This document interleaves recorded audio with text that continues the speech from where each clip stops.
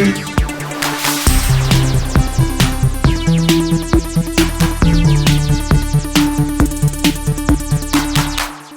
everyone, welcome to GameFace, episode 348 on Sifted Games at sifted.net. I'm Shane Satterfield, and as I told you in last week's episode, we have a very special guest for this week's show, and that person is Adam Sessler. Hey. What's up, Adam? I like the twinkle fingers. That's how I know I'm special. That's right. Is this? Yeah. It's not just hands. It's more like ragtime fingers. Yeah, Adam, welcome to GameFace. It's been a long time since you've been on GameFace because you were on G4 and a bunch of stuff for a while. And you've left G4, and I just want to thank you for taking the time. I don't know if I left G4. G4 decided to self-immolate. Yeah, I don't think anybody had the choice of leaving G4. I think it just kind of happened. Yeah. But we're glad you're free now. Not there. Yeah, we're glad that you're free now. Thank you very much for taking the time to come on the show. Really appreciate it. Obviously, you and I worked together for a really long time at Tech TV and G4. I got a lot of love for you. Yeah.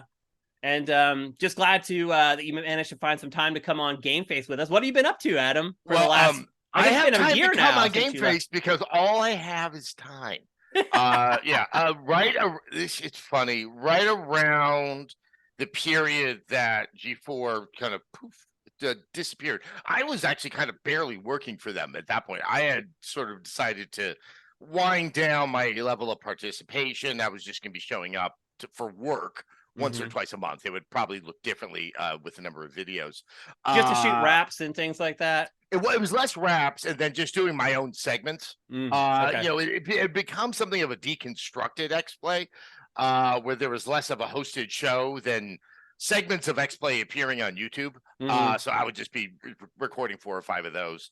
But yeah, right around that time, I think the last time I was on GameFace, I had started a company that was doing Spike Trap.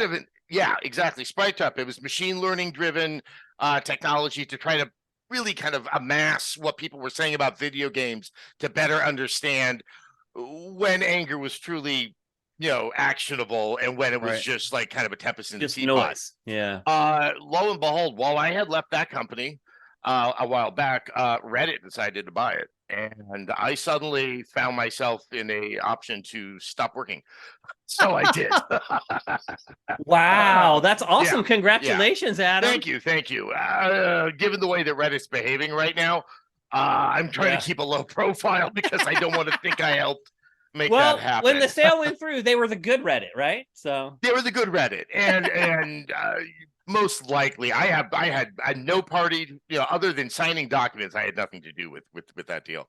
But Reddit does have, because of the way people write on it, probably some of the best material if you want to train up an AI system on how people talk. Oh, that's actually true. That was a smart purchase for them, actually. Yeah, that's and we were one of many, from what I gathered, of AI companies. So that's why I think it may have something to do with them not letting the third-party apps suddenly have access to what is something of a treasure trove in terms of just data, how people communicate. Yeah. Well, congratulations on all your success, Mr. Sessler. Oh yeah.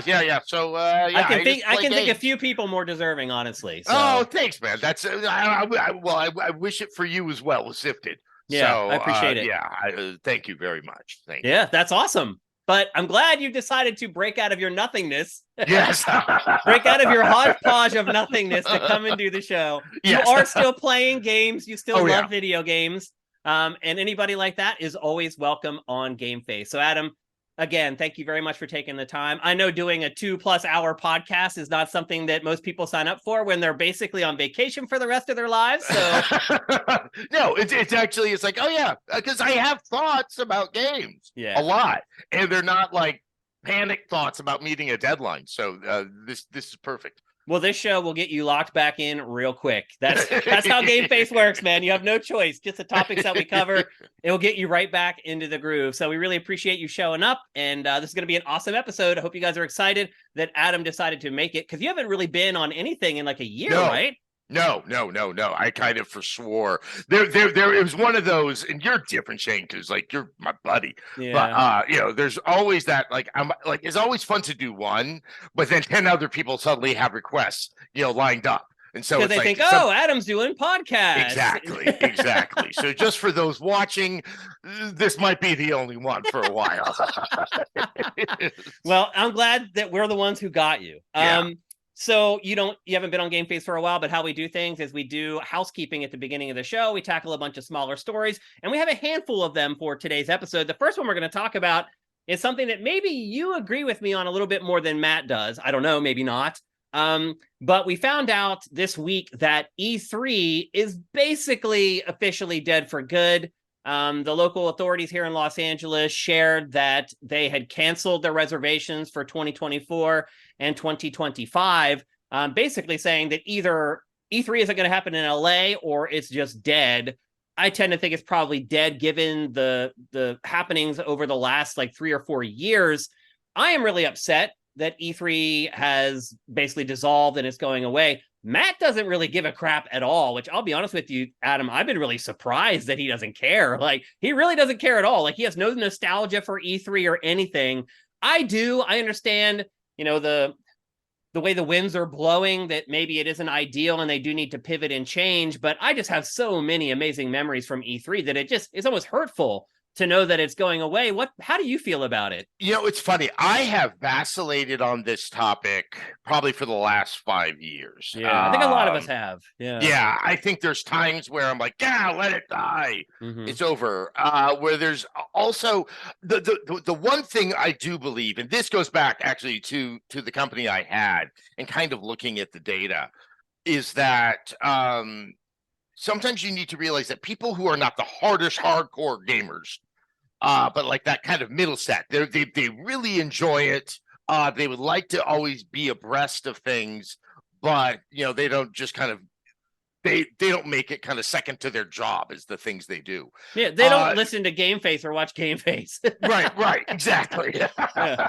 They're cool with like whatever they stumble across, basically, on social media. Right, and they're more than happy to receive it when they find it. Mm-hmm. That group can't keep abreast of everything throughout the year, but what they can do is make plans in advance to pay close attention for a week of the year. Yeah, and so I don't think it necessarily E3 itself needs to exist, but the idea of a games week or something like that. A time that they can set aside to make an appointment to engage with the industry. For the industry to do it. I think E3 in its better incarnations was the best way to go about doing it. And, you and I can both describe to the young people what it really used to be like when there was an entire half pipe at the Activision booth and Tony Hawk was performing 3 of the 5 days that I believe E3 was going on for. Yeah. It's big, it's exciting. It costs a lot of money. I know where the companies are coming from. And I think it also... Do you think the companies are being cheap though, Adam? Because, you look at the financials, these companies are making more money than they've ever made. Yeah.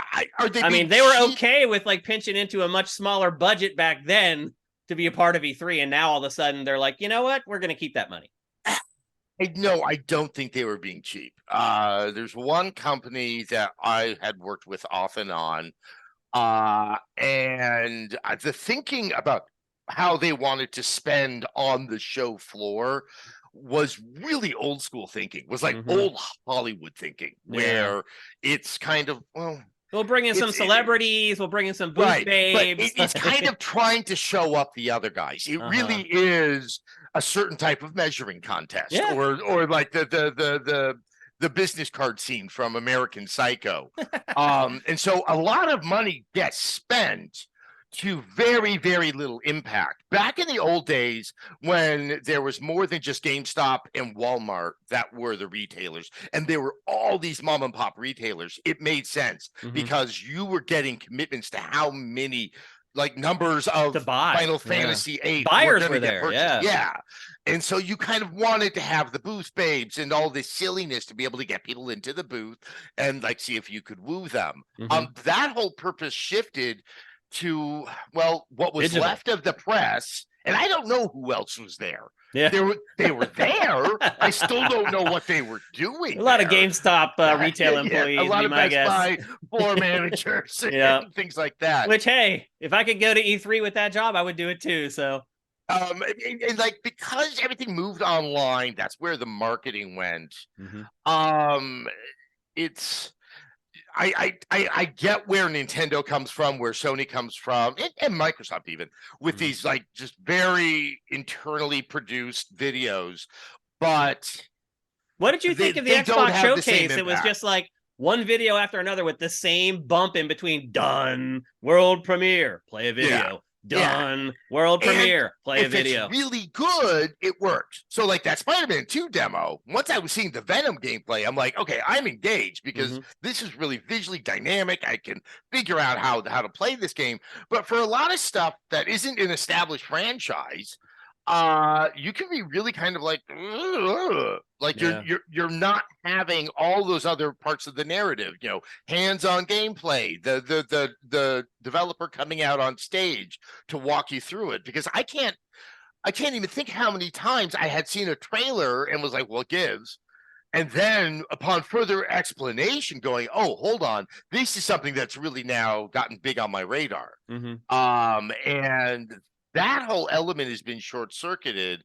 I guess that's what streamers are supposed to become, except that's like herding cats. Yeah, I think. Yeah. Or Are you gonna miss E3? I was never planning on going back down again. Really? You were never gonna go back to E3? G4, I was doing everything in my power not to work it. So you don't miss it at all then. So you're like Matt.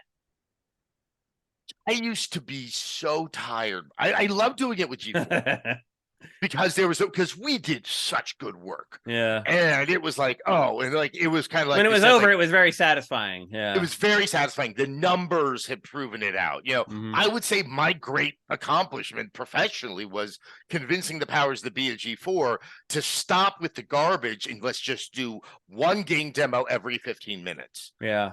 And that's when we are the ratings for it. It became the bonanza for remember G4. you, Matt and I, we fought for E3 live coverage for years and they thought we were crazy. And we're like, no, this is what's happening. This is the future. The live coverage, the live streams of E3. And they finally gave in and did it. And we hit our highest numbers ever. Yeah, exactly. Exactly.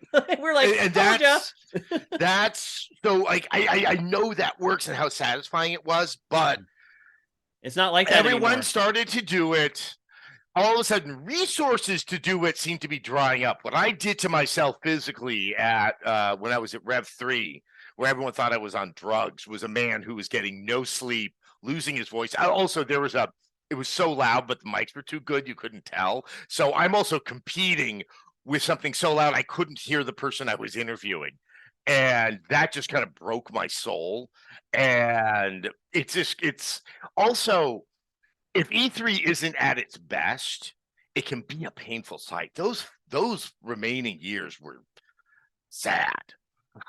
Yeah. And once EA kind of jettisoned and Sony was showing one game before they fully left, it started to have this this isn't a healthy industry. Like this, it was palpable anxiety. I wouldn't, if E3 came back and it was old school E3 and I could get a VIP pass and go down for the day, I'd do it. Yeah. But I don't know if that, whatever the hell it was in those last 5 years, I don't know if that's something that I could be terribly, I think I would rather have it go away. I still think something's going to come back. I mean, it's just, I don't know, man. I kept saying that, but I really don't. At this point, I really don't think know if it'll be E3. I mean, the other thing too. Let's be honest. The ESA has dropped the ball. It has had multiple chances to fix this problem, and it can't do it. So, if it hasn't done it before, and it's brought in all these consultants, I don't think it's going to be the ESA. That's where I think the problem was. Yeah, and because the ESA cannot get these companies to play ball with each other. It's like the reason they can't get Jeff Keighley to play ball with them. Jeff Keighley clearly has it out for them. Yeah, I don't know. He says he doesn't, and he's like, no, this just happened organically. It's like, do you believe that? Yeah. Or do you think it was all part of his plan? Oh, yeah, I think it was his plan. I don't know this from a fact. And look, I don't begrudge him. He's a businessman, so it's smart. If you sense weakness, it's smart to swoop in. Full well, I've been on the receiving end of his machinations. Yeah, that's true. I think a lot of people have, actually, that may not even realize it. Yeah. So, it's. I don't know if the format that Summer Games Fest is works either. I think to neuter it I'm the guy who hates console war nonsense, but you need to have a little of that. Okay, if you show me mine, I'll show you yours. Yeah, I mean, it gets people excited. Goes on. So, and with Sony doing his thing like weeks and weeks before, it's like you lose that. You don't get that, like, okay, Microsoft showed its stuff. Now Sony gets to answer with the retort. Like, that's all lost at E3. And I'm with you. Like, I hate console wars bullcrap. Like, it drives me bonkers. And I think it's one of the worst things in this industry, but it does generate excitement. And excitement gets other people involved who aren't into the console wars. So to kind of go full circle to what you were talking about earlier with Spike Traps data and all that kind of stuff. It's over. It's over as we know it. Something might return. I can't even imagine what that's going to be like. Yeah, it'll be interesting VR to see. Goggles and cheese whiz. Well, actually, maybe not that small. It's small for us because we live in North America. But another big story from this week was that Xbox has decided to raise its prices for its consoles in some territories, up about $50. In Europe, it went up like €100 to buy an Xbox Series X. Do you find it surprising that this is happening now? Because PlayStation increased the prices of PlayStation 5 months and months ago. And if I remember correctly, I think Phil Spencer said something to the effect of, we won't do that unless we absolutely have to. Do you feel like now that the supply chain issues and we're past the pandemic, do you think now is the time where you would need to increase the price of the console? What's your take on that? I think we're so far into the life cycle of this generation, which I think is going to be a very long generation, that even if people haven't bought their console yet, people have hardened on which console they're eventually going to get. And so you might, it's probably going to hurt a little bit less. My other feeling, I can't remember how many explanations they gave for it. But this could also be kind of currency pressures that are happening. It's not so much supply chain, but inflation. Our inflation in America is like half of what it is everywhere else. Like our inflation is like 4%. In Europe, it's like 9%. Yeah. And there's a point where it just, something's got to give. That's what I think is primarily behind it. But they kind of held off where it probably does less damage. Sony could have gotten away. Sony is such a strong brand in Europe. They could easily have done it for €50 more, which, bear in mind I think that's still like $75. Yeah, I mean, they're outselling Xbox like 3-1 in Europe or something like that. Yeah, I mean, and with the UK like being the big blocker between the Activision Blizzard deal happening, you do wonder if it makes more financial sense for Xbox to just kind of leave that market. Like, well, I think Microsoft might actually just up and be like, okay, fine. It's later. I mean, I think the UK was so absurd. I mean, their argument is just. I'm of the camp that believes that Jim Ryan could have very well handwritten most of their arguments against Microsoft. It seemed like it, yeah. But also, it's a little sad that in this post-Brexit, England, it's like you don't have the European weight to throw around anymore. Like as a market, it's not insignificant, but it can't be ignored until they get their crap together. The European Union, which did approve the merger, is a much more infinitely more important market. And the other thing to bear in mind with Microsoft is they do have all these other revenue sources when it comes to games. And they can, and I even was trying to say this back in the Xbox One era, that this wasn't the case then, but they could still be the number 2 console, but still be making more in revenue or potentially profits with the more expensive console that's in less homes, if you can get that attach rate for the console up. And obviously the Game Pass subscriptions is like this massive different revenue stream. Yeah, like do they even care about selling consoles anymore? Like, does that even really matter? I feel like Microsoft would almost prefer to not sell consoles because chances are it's still probably losing money on each unit sold, which is why it's increased the price, would be my guess. It's they don't want to be selling a console. I think the most telling thing I heard at that notorious Xbox One launch up at the Microsoft campus is I did my interview with Matt Booty, and he said this could be our last console. I knew he was kind of talking hot air, but I think Packer's been saying that for like a couple years now, and people make fun of him for it. But it's true. Investors hate hardware. He's hearing it from people like Matt Booty. That's what people don't get. They're like, "Oh, Packer's crazy." It's like he's not making that up. Like he's hearing it from very important people, and that's where it's coming from. But he's not going to divulge his sources. Hardware. Yeah, it's because you create inventory. That means stuff that is not becoming liquid fast enough. It's just manufacturing. It's a very difficult market. Yeah.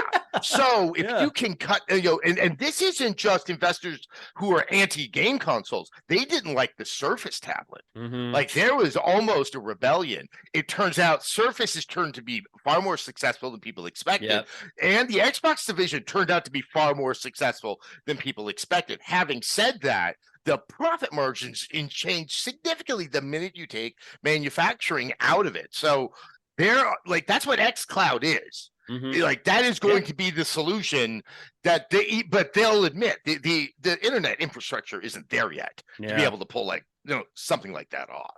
Well, they just announced $42 billion in like infrastructure for internet in the US yesterday. So maybe that helps a little bit, but I think still for people like us, the latency is always going to be an issue. The speed of light is only so fast. So I just can't trust. I mean, anybody who went through 5 on live demos is never going to believe in xCloud. That's hilarious.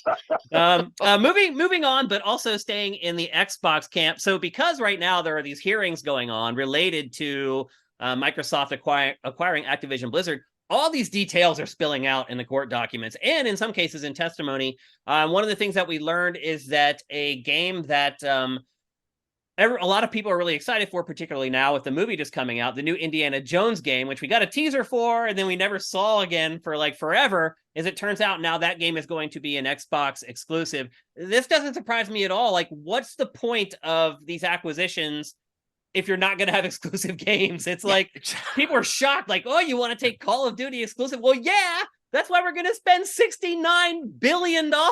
Like, why else do you spend $69 billion on something? So it's like, I feel like a lot of people, it's just reality is starting to like slap them in the face a little bit now. And they're like, oh yeah, a lot of this stuff that Microsoft is paying for, they're going to keep for their fans. Like, no crap. That's how things work, right? Yeah, it's also, I'm just going to say it because I can. The Sony ponies so remind me of like the religious right in this country. Where it's like, you're the dominant like religion. You laws are passed constantly in your favor. Yeah. And you still feel that you get to call yourself oppressed? No, it doesn't work that way. You still feel like you're being cheated in some way. Yeah. PlayStation has exclusives out the ass. Well, one we're going to talk about today, Final Fantasy XVI, one of the biggest third-party exclusives like ever. It's like, and the fact that the FTC or whatever the equivalent division is in the UK is entertaining this nonsense when clearly they're being their naivete to the game industry is being taken advantage of. The one thing I'll say is I actually happen to know a little bit about the judge that's hearing this case. It's being heard here in Northern California. My wife, who's an attorney, has appeared before this judge a lot, and she's spoken to me just of how much she respects her. She respects the judge deeply, and this is the kind of judge where you can't kind of finagle. Well, it's more feed them a more dumbed down and overly simplistic understanding of the games industry. Right. If you go back to the crazy Epic Apple lawsuit, where they spent, I think, like 2 days trying to figure out a definition of game, and whether or not Fortnite actually fit into something like that. Right. I think a lot of those semantics and those ways in which you can I don't think anything's can get past her. That I have no idea what the judgment's going to be. Which means that the acquisition's probably going to go through. Oh yeah, because the FTC let's be honest, it should go through. the FTC's argument is garbage. It really is. I don't understand how it's holding this whole thing up. It's crazy. It's a very, oh my God, I'm going to sound like a Republican here, but it's a very activist FTC. Yeah. I believe the woman running it does have some ambitions of the Elizabeth Warren type. Mm-hmm. I just think, I'm not like they're barking up the wrong tree on this one, man. They picked the wrong target. Yeah, that's what I think. It was the right acquisition. No one wants Activision under Bobby Kotick. Someone needs to fix Blizzard. And the thing is I don't see it as acquiring content like this is not anti-competitive. You're not preventing other people from making competing content. Like, what about record labels when they sign like the hottest band? Like, it's the whole thing is absurd, Adam. It's just absurd. It's crazy. It's nuts. And then kind of piggybacking on that, another story that kind of opened some eyes this week comes from another acquisition that actually went through with Bethesda. And obviously Starfield's about to come out. Everyone's really excited about Starfield. But now that it's about to launch, everyone's also at the same time kind of turning their eyes towards the Elder Scrolls 6, which would be the next big Bethesda game. And then we find out this week that the Elder Scrolls 6 is still at least 5 years away from being completed. It was announced like 6 years ago. Oh, I remember. That would be like 11 years from announcement. That's like Duke Nukem Forever levels there. It's or even Fortnite. Like, I'm wondering if I'm going to be alive when the game comes out. I mean, I'm not even exaggerating. Like, a lot can happen. Where was this? Was this part of the hearing? Yes, that information came out based because they were asking him, okay, what about Elder Scrolls? That series has always typically released on PlayStation consoles. Are you going to take that away? And their retort was, well, that's at least like 5.5 years away at least. It's like, and to court, they're like, oh, okay. But to us, we're like, what? Are you kidding me? It's like, there's probably some massaging of the facts in court. Yeah, the one other thing is that announcement of Elder Scrolls 6, I never regarded as an announcement. It confirmed what was blitheringly obvious to anybody. I believe Elder Scrolls 6, that video was to create an acquisition for Bethesda. Probably. It was it was a fishing expedition. Yeah. And obviously they needed to do it if they were going to announce Starfield.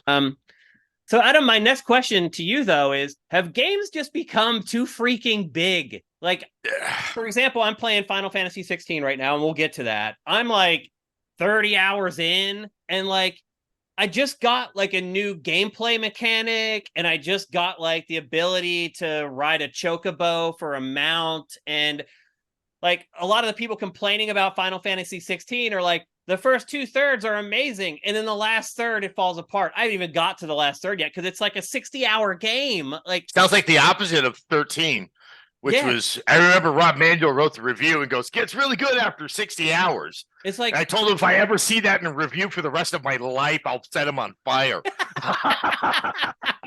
But that's what I'm getting at. So, like, Matt and I in last week's episode, we started talking about how both of us have had to make hard decisions on games to delete from our hard drives as these new games are coming out.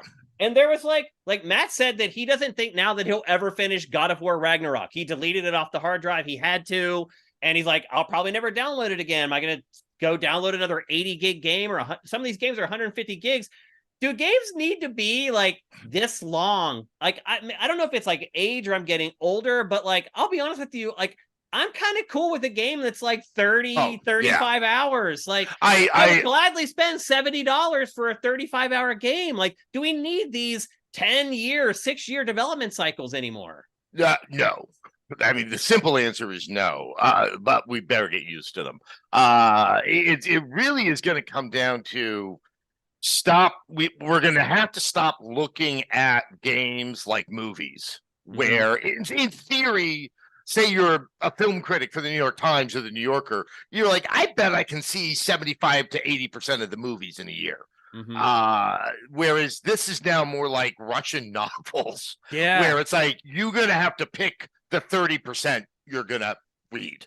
Can you think of any game that you hit the 40-hour mark and then it hit its stride? Not very many. No. Usually at that point, you're like, oh, God, here we go. Like, I'm just trying to get through this. The one caveat I have is I'm playing games differently now. Okay. And only play a game. I'm playing games maybe 3-4 hours a day because I'm trying to balance my games. I like to watch a movie a day. I like to read 100 pages a day. And because I'm a house husband now, I cook dinner every night. And I enjoy. It's like I'm playing games in a single session, not to the point where I'm exhausted, but to the point where I probably could keep on playing. I just choose to do something else, and I'm able to I'm still enjoying Zelda immensely. Like last night was like the first time I really started exploring underground, and I'm like, oh. Like the map doubles down here. Oh yeah, it's like almost the size of the whole exciting. Game. Yeah, but I'm like, oh my God. But I'm also thinking through in my head that I just want to finish Zelda and Diablo by the first week of September so I can play Starfield. And I'm like, Starfield and probably one other game, Spider-Man 2. Yeah. For the rest of the year. And then that'll get you through the whole year. Yeah, and then maybe if it, I'll actually, I played every one, but I don't know when I play Assassin's Creed. Yeah. Plus, Mirage to me isn't looking great anyway. So I keep on forgetting that they showed it at one of the. I was really disappointed in what they showed. Honestly, I keep on forgetting it's coming out. Or that I think a lot of people feel that way. Yeah. Well, that's Ubisoft. They reap what they sow. So you're actually saying that you're cool with these gigantic games? I'm not saying I'm cool, but it's also what's going to happen. See, the reason why I think we're not going to have. I think there's a good chance we're not going to see Elder Scrolls for 5 years is that Microsoft has ambitions with Starfield they really haven't explained. Yeah. It's gigantic. So look, when your head of marketing and PR claims that your game might be too large, maybe that's where you're starting to get to the area of maybe where the ambitions are too much. I don't know. Like, it sounds like they've been working on Starfield for like 8 or 9 years at this point. Like, I don't know. I mean, I think they've been, how long they've people been working on Starfield? People complain if it's 40 hours instead of 80. Like, I just struggle to think that people would. I don't know. Maybe I'm wrong. I think, well, it's a great one for Game Pass. They want a forever game. And the stories I've heard is that Starfield could have launched last year, but all the stuff that might have come as DLC, stuff that have been cut from the process to be able to make that date, Microsoft said, you know what, put it back in, we'll push it for a year. Because they want something so big that it becomes it makes Game Pass sticky to and I think that I wouldn't be surprised if things happen to that game over time, that does it allow for kind of like that Fortnite style events happening inside of the game world. Do you think that's going to happen in Starfield? This is me theorizing. This is not based upon, but I think that if they are saying that Elder Scrolls isn't for 6 years out, they do not want to have a downtime where there is not a Todd Howard Bethesda style game that is like, that there's a reason to stick with Game Pass because there's always another reason to go back into Starfield. Todd Howard, by the way, hinting that, Elder Scrolls 6 may be his last game. I mean, that's the other thing too. Do you feel like he's our age? I know. I'm not surprised. Do you feel like some of these auteurs are maybe selling their career short by making these games that last this long and take them 10 years to make instead of making a game every 3 or 4 years? I think that I think one of the reasons that these games are taking so long is less the auteur like wanting it to meet their vision than the heart attack of a 3-year dev cycle. Yeah, that like some of those horror stories. Yeah, and I've heard them all. It's like that's a really rough schedule but that's the problem. People somehow we created this way of thinking in the mind of the consumer that it's bang for buck. Well, that's a great way to spend your $60. Well, no, a good game is a great way to spend your $60, regardless of the length of it. That it's going to take some pretty serious re-education of the player out there. Because also I'm of the mind that I think they should be selling games like Starfield at $120 because I mean just think about how much I know the investment there into it. Yeah, and obviously no one wants to hear of it, but like games are expensive because they are expensive, right? To make, yeah. So that's how finance works. Yeah, it's a real simple. You don't have to understand like John Maynard Keynes Money to understand out, the economics of that. Money in. It's that simple, really. So you're basically saying that you don't think the games are getting too big, then? No, you think it's just the way the market's going. There are many games that are unnecessarily large. Mm-hmm. But I think the thing is that erring on the side of big has become the mentality. Because they're the ones that sell 15, 20 million shorter games. I would love shorter story. I would love older Naughty Dog, like Uncharted 2. I still think was almost a little too long. Uncharted I think it becomes more difficult to tell a great story the longer the game is as well. It's like, because like even writing a great film that's like 2 hours long, you have to be a genius to do that. Imagine trying to write something that sustains for 80 hours. It's almost unrealistic. Like, I feel like some of these developers are just setting themselves up for failure in some cases by following this template. But it does seem to be a more recent phenomena that these just generally the really quadruple A games, as some people call them, they tend to be 60, 80 hours long anymore. And we can all thank Rockstar for that, because they made people realize you can make $1 billion in 3 days with this massive open world game. No one seems to understand that Rockstar has something that no one else has. It's just, it does. Still, to this day, it does. Yeah. Another smaller story from this week is that there is a Death Stranding film in production right now. And I'll say this too. Kojima recently has been showing some contrition. Like, I feel like he is becoming self-aware of his celebrity a little bit. You make it sound like Skynet. Seriously. I felt like he had a lot of hubris for a lot of his career. Yes, I feel like now he's starting to change a little bit. So a documentary just released about him, and it is literally, I don't know if you've watched it or not, but you can just tell it was made by like ultra Metal Gear Kojima fanboy. Yeah. And after Kojima watched the final version of it, even he was like, this is a little, I don't know. He was basically saying like, it's a little egregious in making me look like a superstar. But in the same week, he announced that they're working on the Death Stranding movie, and he shared that he will be heavily involved in creating the Death Stranding film, which, let's be honest, isn't this what he's wanted all along? Is to make films. I mean, I feel like he used game development as a Trojan horse to actually make films. Matt and I have talked about this at length, that he has always come across as a frustrated filmmaker with great game ideas. Do you think the Death Stranding movie is going to be good if he's heavily involved in it? You know what? I mean, good is almost an irrelevant element. If someone's going to try to adapt Kojima, might as well be Kojima himself. Yeah. It'll be very interesting. It might be a little illuminating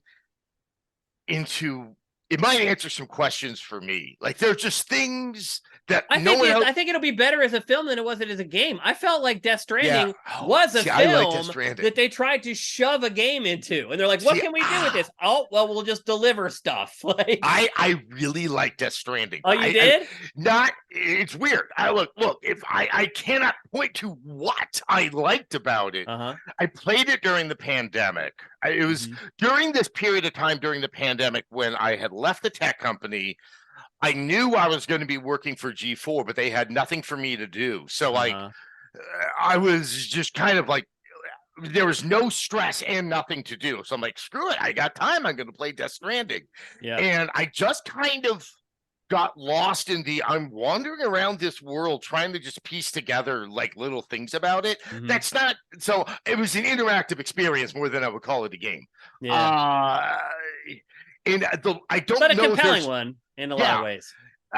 The one thing I just can't figure out is if a movie could even come close to the sense of loneliness that game had, because that's a game where you have to play it for 60 hours to kind of get this Wow. Do you want nothing a is going film to change that here? is like loneliness for 2 hours? Yeah, that's see, the question. Like, I don't know if film goers want to sit down for 2 hours and watch somebody be lonely. I will watch it during my whole Adam Sessler movie campaign. I mean, I watched some messed up things that fall well short of pleasure. Yeah. And so I enjoy things like that. But as an expensive commercial venture, the only way this is happening is Kojima's probably financing it. Yeah, that'd be my guess too. Yeah, this was the same case. That horrible Assassin's Creed movie. It was a notorious thing in Hollywood because Ubisoft got final sign off on the movie, and like that never happens unless you're paying for the entire movie. Yeah, it's true. So like the studio was more or less like renting or leasing out their equipment, their sound stages, and their distribution mechanics. Yeah, that's Ubisoft. Hilarious. Yeah. Our final topic for housekeeping for this episode also kind of goes back to the whole court cases happening right now with Microsoft and the Activision Blizzard acquisition. It basically slipped out. I think it was yesterday or the day before. Microsoft shared that it believes the next console cycle will start in 2028. That seems like a long time from now. I mean, that's still 5 years from now. These consoles are 3 years old, 4 years old, 3 years old. The 360 lasted longer than any of us imagined. Yeah, but I mean, they do typically. Like the PS4 now is what, like 8 years old, I guess. Yeah, but their console's been out for 3 years now. So, well, except I don't think 2 of those years count. Because with of the supply issues in the pandemic. Yeah, that it didn't really start to become even like that much of a choice for people until they could buy it easily. That's true. Yeah, and still, also, in some cases, they're hard to find. So I'm trying to think what the technological push would be, because AK, if it even happens, is so far down. It just doesn't matter. It doesn't matter. You need a TV the size of your wall for 8K to matter. Exactly. It's never going to matter. Maybe.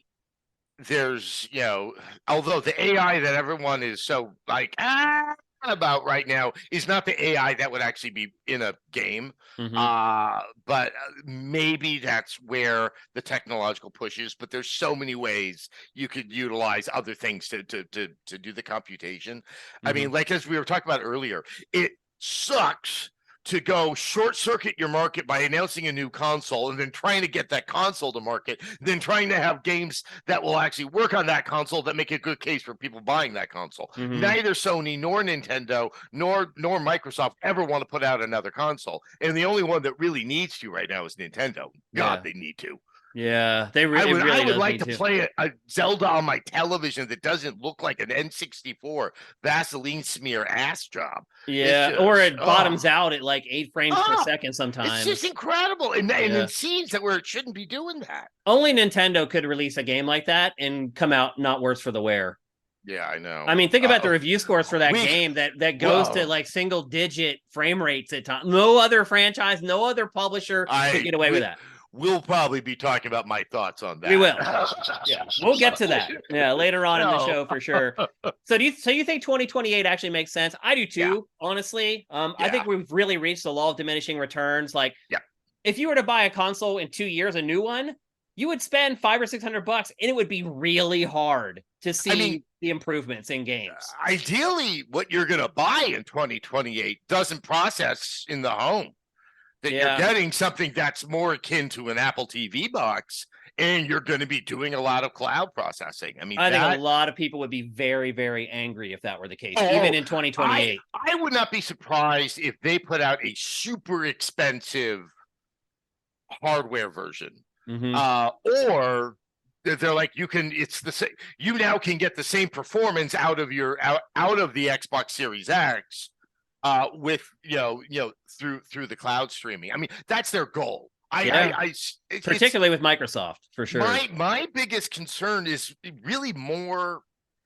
It's less whether or not Microsoft and Sony can handle it. It's whether or not we're going to have the internet infrastructure. I mean, I think America's poor investment in that infrastructure is going to bite us in the ass one of these days. And games always tend to be at that pressure point, and they feel it first. And Yeah, they're always on the crest of the wave when technology is concerned. So, yeah, to me, I think 2028 actually does make sense. I think a lot of people may not want to hear that because I think some people are disappointed in PlayStation 5 and Xbox Series X because, we were supposed to get ray tracing and most games can't run ray tracing on these machines. I mean, that was the big catchphrase before these machines came out, especially with PlayStation 5 was ray tracing, ray tracing, ray tracing. And shame on the industry for making a big deal. I mean, it's cool. Don't get me wrong. Yeah. Does it really change the experience of my game playing? I'm old. I have to wear glasses when I play. Do I need to see the reflections in the puddles on the ground? Yeah, it's neat, but and no developer outside of the art department, no developer builds a game around ray tracing. No one's like, you can see the reflection in the mirror, and then you can see the enemies coming up behind you. Like nobody designs games that way. I've always told the industry to stop pushing numbers with new consoles, but a marketing department, if you've ever met a marketing department, they can only function. That's all they care about is numbers. Yeah. That's what, and they're going to, in 2028, they will sell consoles based on the numbers. I guarantee it. Yeah. And if they're smart, they'll probably stop talking about ray tracing, although finally those consoles will probably be able to do it. Yeah, exactly. After we waited like another 8 years for ray tracing on consoles. So, all right, well, that's it for our housekeeping today, and we're about to get into the bulk of the show. But before we do that, here's a word from our sponsor. LS Cream is a fine cream liqueur created by fellow gamer and sifter Stevens Charles. It's inspired by an ancestral recipe from Haiti called Cray Mass, and a double gold winner for its original taste at the New York Wine and Spirit International Competition. LS Cream can be enjoyed on the rocks or as a mixer for drinks with its rich blend of fresh cream and neutral grain spirits with notes of coconut, vanilla, cinnamon, and nutmeg. It's great in coffee or to make espresso martinis. To learn more, discover amazing drink recipes, or to track down your own bottle using a handy store locator, head to creamls.com/sifted. That's creamls.com/sifted. All right, a big thanks from LS Cream, our sponsor for GameFace. As the ad says, if you want to learn more about it, go to creamls.com/sifted. There are drink recipes there. There's the history of the liqueur. There's links there where you can go and buy it online. There's resources that can tell you where you can buy it locally. And Adam, my question to you is, do you like Bailey's Irish Cream? Do you use it at all in drinks? Well, I actually stopped drinking, believe it or not. Really? Everything? Yeah, can you believe it? Yeah. Wow, that's amazing. I didn't know that. I suddenly felt like I have a reason to live now. That's hilarious. I'll be honest with you, Adam, I just don't drink that much anymore. It's like socially, I don't go out to bars and clubs that much anymore, and that's where I would drink. And since I don't do that, I just don't drink that much. I was the person who was trying to ignore the pains of the world through I never did it for that. Veneer. So, but I will say this. LS Cream, because obviously we have a sponsor and they've been giving us the product, I have started drinking again because of LS Cream. I've started mixing up drinks, and it is kind of like the new competitor for Bailey's Irish Cream, and I like it better than Bailey's. So see, I typically don't lean towards stuff that's on the sweeter side. Bailey's was like that style, like that it's got that bite from the whiskey and a little bit of the menthe, or I guess it's just the mint. So yeah, this would be something that I probably hit you up for a case of. Okay. Well, I've really enjoyed it. And the other thing too is that it's a liqueur. So it's not really strong. So you can mix it. You can mix it in with a bunch of different stuff and it tastes amazing. And then you're not really drunk. It just kind of takes the edge off of things a little bit. Mm-hmm. I love it. It's great. For me personally, the point of life that I'm at right now, I love LS Cream, and you guys should too. Again, go to creamls.com/sifted and pick up a bottle. And with that, Adam, it's time to get into the bulk. All right. Of GameFace 348. We're going to kick things off talking about undoubtedly the biggest game release of the week, Final Fantasy XVI. We mentioned it in the housekeeping as a gigantic exclusive for PlayStation, a gigantic third-party exclusive for PlayStation, which, let's be honest, Adam, that just doesn't happen very often anymore. Not as much anymore, no. I mean, it's smart. I mean, I think for most games, it's a better idea to release them multi-platform, because the other part too is if you have any sort of online components in your games, you kind of need it to be on the other platforms to make sure you always have a healthy player base for matchmaking and things like that with crossplay now. Obviously, Final Fantasy XVI, no multiplayer at all. It's completely single player, so it makes more sense for it to be a PS5 exclusive.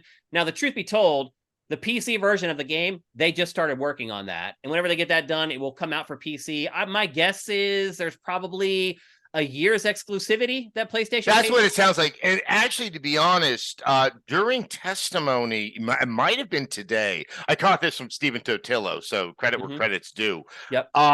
When asked about Final Fantasy XVI, Phil Spencer used a slightly different terminology that, once again, it actually may be an exclusive window on Sony, and it will show up on Microsoft. They can't even mention it can happen. So that's, I can't remember exactly what the phrasing was, but it wasn't as emphatically, it will never show up on Xbox. I think people assume that eventually it will. If it can work on Windows, it can work on Xbox. Yeah, so very easily. That's how I see it. Yeah, and I also see it like Square Enix is not going to leave all those sales on the table either, because this is a big investment. This is another game that was in development for way over 5 years. I mean, it's been a long time since Final Fantasy 15 at this point. Remember when Square was the one company that did take 5 years to make games? Now everyone does? Now everyone does it, yeah. And the funny part is that Square has managed to not really find success doing that so far. Square Enix has really had kind of been in a tough row here over the last few years, struggling to find hits. I think Final Fantasy 16 is going to be one. However, pre-sales for it were low compared to Final Fantasy 15. Also, sales in the UK so far are like a third of Final Fantasy 15. Well, I mean, there's Zelda and Diablo. Like those two games fit. They're taking up lots of people's time for sure. Yeah, and they're not small games by any stretch of the imagination. Obviously, as most people who know me already know, I don't, as a matter of course, play Final Fantasy games. Adam, I do not typically either. And Matt's not a big fan of Final Fantasy either. Like we're one show where like the Final Fantasy fanboys do not like GameFace all that much. Yeah. Like when we post like the archives on YouTube a few days later, like we get a lot of people that are like, like we make fun of the grunting in the games, and people hate that we make fun of that. Like it's really funny, but. Anyway, to me, this is a Final Fantasy that I've waited forever for. To me, it's like it's a Final Fantasy that I played when I was like a teenager or whatever. Really? It's like straight up fantasy. It's not this weird, goofy, like androgynous, like people dressed. Like the cyber, like dragons and cars and lasers. Yeah, it's just dark fantasy. And interesting. I'm surprised you didn't know this. I like when I see Final Fantasy on the unlike the Sony what are they called? I just leave the room. Even when I'm working, because there's 5 people that know more about it than I ever will. Yeah. But the one thing I have picked up on is this is way more of an action game than a more traditional. So that's why I was so surprised when you said it was like old Final Fantasy, that I keep on hearing about how the combat has changed. Well, the combat significantly. It has. So the combat was handled by the guy who used to do combat for Devil May Cry, and you can you can see it. It's literally like playing Devil May Cry with a Final Fantasy setting. And some fans are upset that it's not a turn-based, but let's be honest, even Final Fantasy games haven't been turn-based for a really long time. They have this weird like half step between action combat and turn-based, and they'll always like include this almost like a caveat in the gameplay for the old fans that want it to be turn-based to make them at least feel like they still care about them. Yeah. But let's be honest, action-based combat is the future of Final Fantasy. So like those previous games were like the methadone treatment to wean people off it to finally be clean, which is now Final Fantasy 16. Yeah. So we talked about this last week, but Matt and I had only played the free demo that was available. And the free demo is 2 hours long. And I'll be honest with you, Adam, those are some of the best 2 hours of video game that I have played in probably the last half decade. Wow. Literally mind-blowingly awesome. Both Matt and I were like taken aback and shocked. We were like, what? This is a Final Fantasy game? Now I've spent around 30 hours with the game. And I will say this, my impressions of it have changed in that amount of time. I am no longer over the moon over the game. I still think it's great. And I think it's the exact direction that Final Fantasy needs to go. but I have discovered some issues now that I've spent more time playing it. Are the first 2 hours in that demo, are they indicative of what the game is like, though? Yes, absolutely. Yeah, as far as how it plays and it sets up the plot, but it literally, one thing I will say is this game, you can tell whoever wrote it and designed it, they're huge fans of Game of Thrones. So the first 2 hours is literally like one of the most awesome Game of Thrones episodes you've ever watched. I'm not exaggerating. Like, wow, I know it's just not what I expected. It's hard to. I know. I sat there. I was like, I cannot believe this is a Final Fantasy game. It goes through these crazy arcs in 2 hours, and like they kill off like everybody, like every people that you thought were sacred and were going to be a part of the story for the rest of the game. They are just killed. Like. And it blew me away. I was like, oh my God, this is Game of the Year contender. And now that I've played the actual game, some cracks have started to show. Like you can see some things where they've spackled over some issues in that 2 hour demo. And I'll say this, Square Enix was really smart to release that 2 hour demo. Because the other thing is that your save also carries over to the final game. That's such a good idea. Matt and I always say every demo should do that. Like if you can't do that, just don't bother releasing a demo. Yeah. But this game does that. And so you do pick up right away, but it doesn't keep that momentum through, unlike Game of Thrones. It fails to keep that momentum as the game continues on. It does kind of settle into a groove after a while, and it does also kind of repeal some of the things that happened in that first 2 hours. That in terms of narrative, not gameplay. Narrative. And gameplay. Okay. Because when you first start playing it, the combat, you're like, oh my God, this is Devil May Cry level combat. But the more I played it, the more I realized that it's really just mash square to win. Oh, bummer. So people just aren't upset that it's not turn-based. They're also upset that there aren't as many RPG elements. And it is like RPG light. So you have a sword, and then you have 2 pieces of armor, and then you have 3 rings that you can equip. And that's it. And the 3 pieces of armor don't change all that often. And once I figured out the rings to use, I never changed the rings either, because you get rings that like will automatically evade for you. You get rings that will automatically pull off your best moves as soon as the cooldown is finished. You have a ring that you can assign to your character that, because you have a dog named Torgal, who's your only sidekick, by the way, you actually have any control over in this game. And you have a ring that tells him to heal you automatically, and he knows when to attack automatically. And literally, after the first 5 hours of playing this, Adam, I turned away from the screen and mashed square and beat bosses that way. Wow. And that was about weird 5 that hours you just described a bunch of attributes that just takes over. It just automatically does gameplay. That's just such an odd... I can't even think of another game where I equip something. I mean, yeah, widening the window for parries. I get that, but yeah, the automatically it parries automatically, and it does it. That is like that weird. Oh yeah, I was like, so as I started playing the game, I'll say this too. Look, I feel like I'm bagging on the story. The story never gets bad, although maybe, again, we were talking about earlier, the last 20 hours, maybe it does. I'm at the 30-hour mark. The story is still great. Like, it's still, there's stuff happening that I didn't see coming. Some of the stuff I did see coming. Some of it that I did not. The characters are still compelling. They're still killing people off that I didn't think were going to be killed.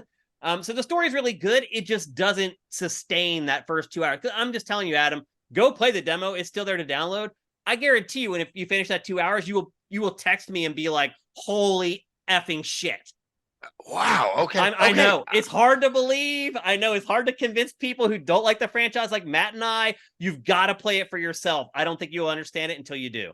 But I mean, it's part of the frustration then from longtime fans. Okay, not just the turn-based, but that the core and the cheese sounds so is different gone. From Final Fantasy. If it doesn't have what I don't like Final Fantasy IV, does it even live up to being a Final Fantasy game? I think that's the question we're going to get to at the end of this discussion, is who should Square Enix be making Final Fantasy games for? Should it be for people like us, or should it be for somebody else? But we'll get there. Yeah.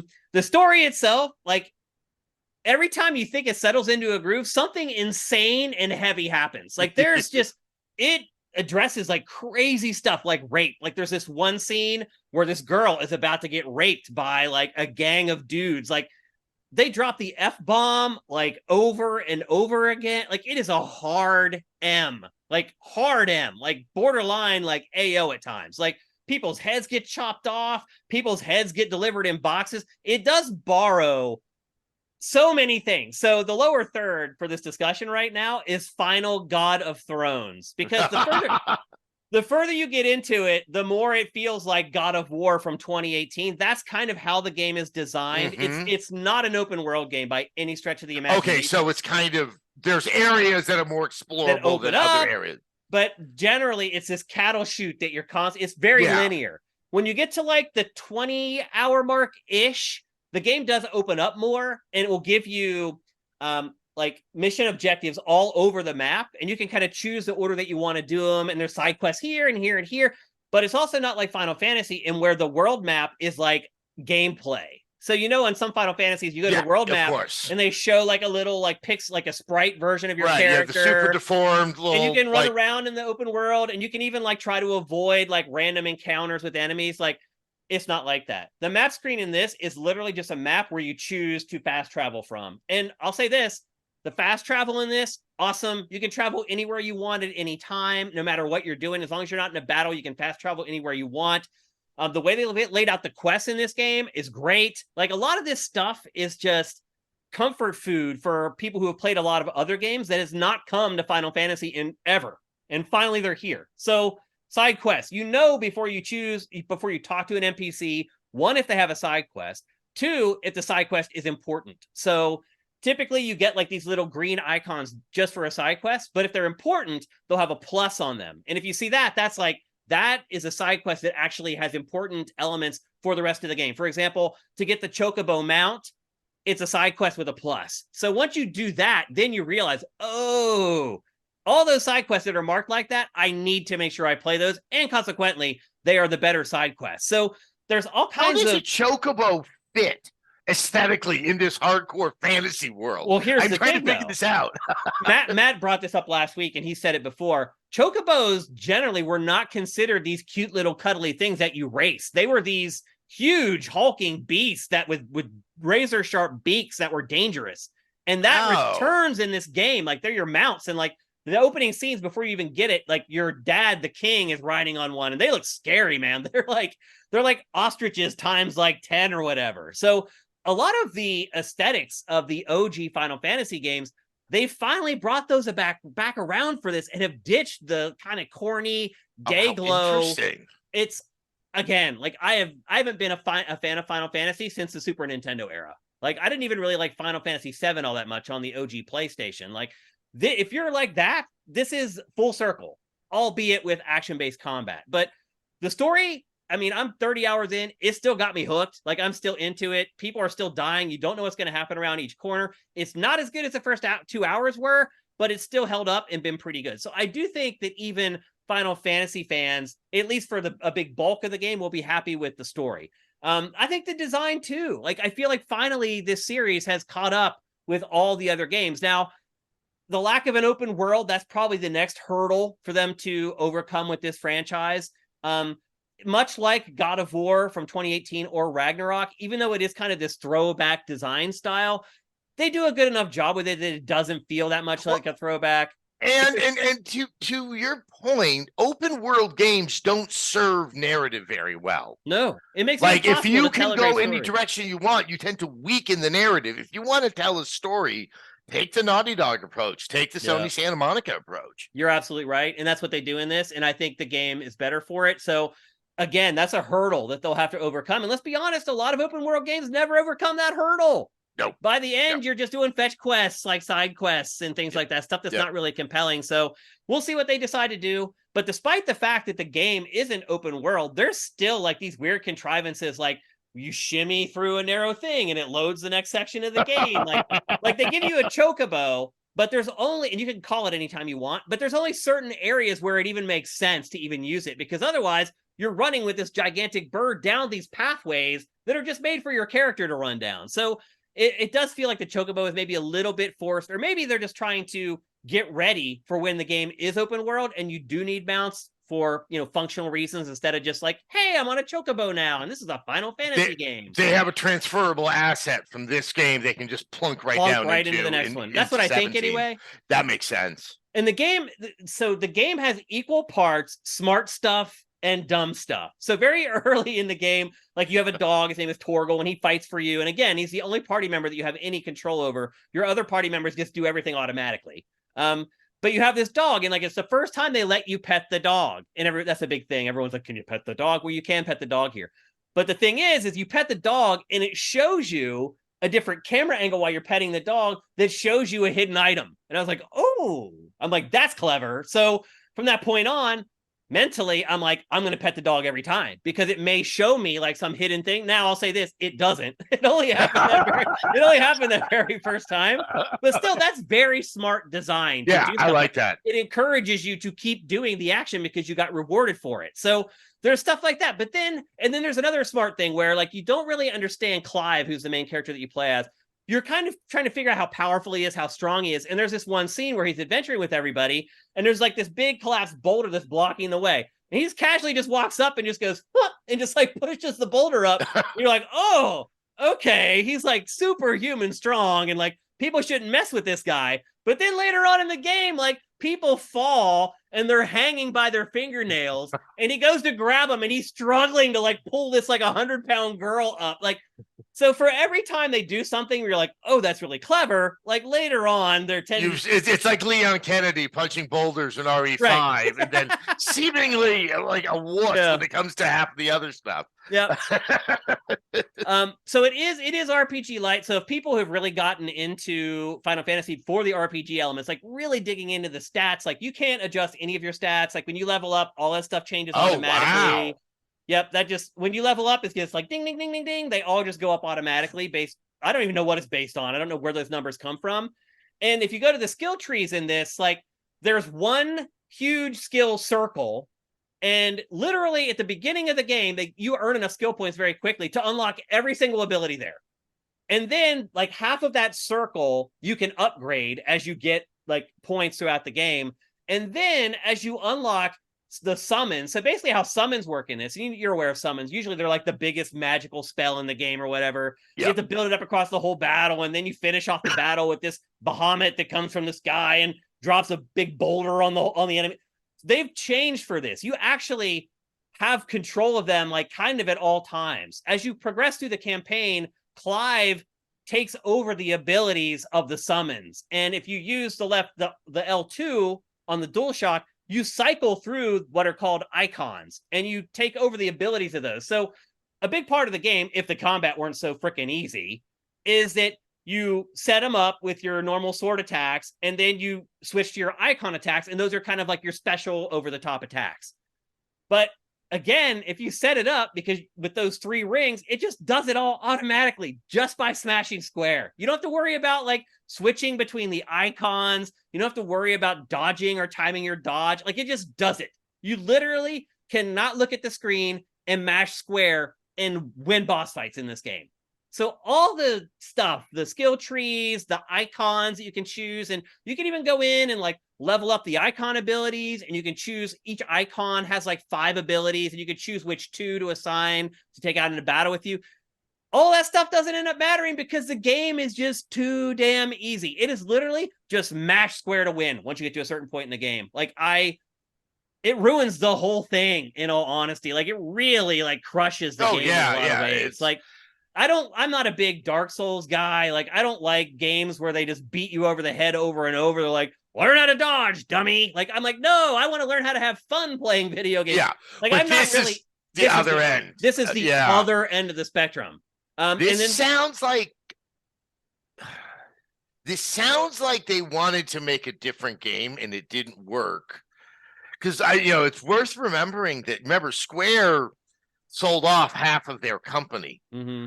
I mean, and they were all the Western developers. The people, they were all the Western developers. So now the burden's on them. This game had to come out. Yeah, like there was not other things for them to come out. This sounds like something. I mean, it sounds like there's all these interesting intentions that get short-circuited by the game itself. My best guess is the game's really polished, by the way. I've not seen a single bug or even a hint of an issue. Like this game has been polished to a sheen. Like I just think that I don't know if they didn't test it well enough. Like the guy who made the combat, and the combat is amazing. Like if you watch footage of this game being played, you're like, hot damn, that's insane. But what you don't realize is to do that, all you have to do is just hit square.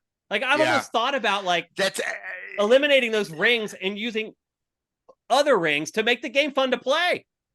It's if you go back to like the mid-era Ubisoft, that was probably the French Revolution game being, I think, the apotheosis of this, where you really could tell that all these different divisions of the development team just kind of were siloed off from one another. Mm-hmm. And it's like side quest team never talked to main story team, which never talked to combat team, which never, because that's one of those best examples where it's like combat in a vacuum, fine. Mm-hmm. But combat without fun enemies or interesting combat scenarios, not fine. And that when all those elements came together, there wasn't harmony. But in order to meet the release date, the more I think about it, one of the easiest ways to get something out the door that isn't an embarrassment insofar as it doesn't work, is suddenly just make it really easy to play. I mean, the worst part is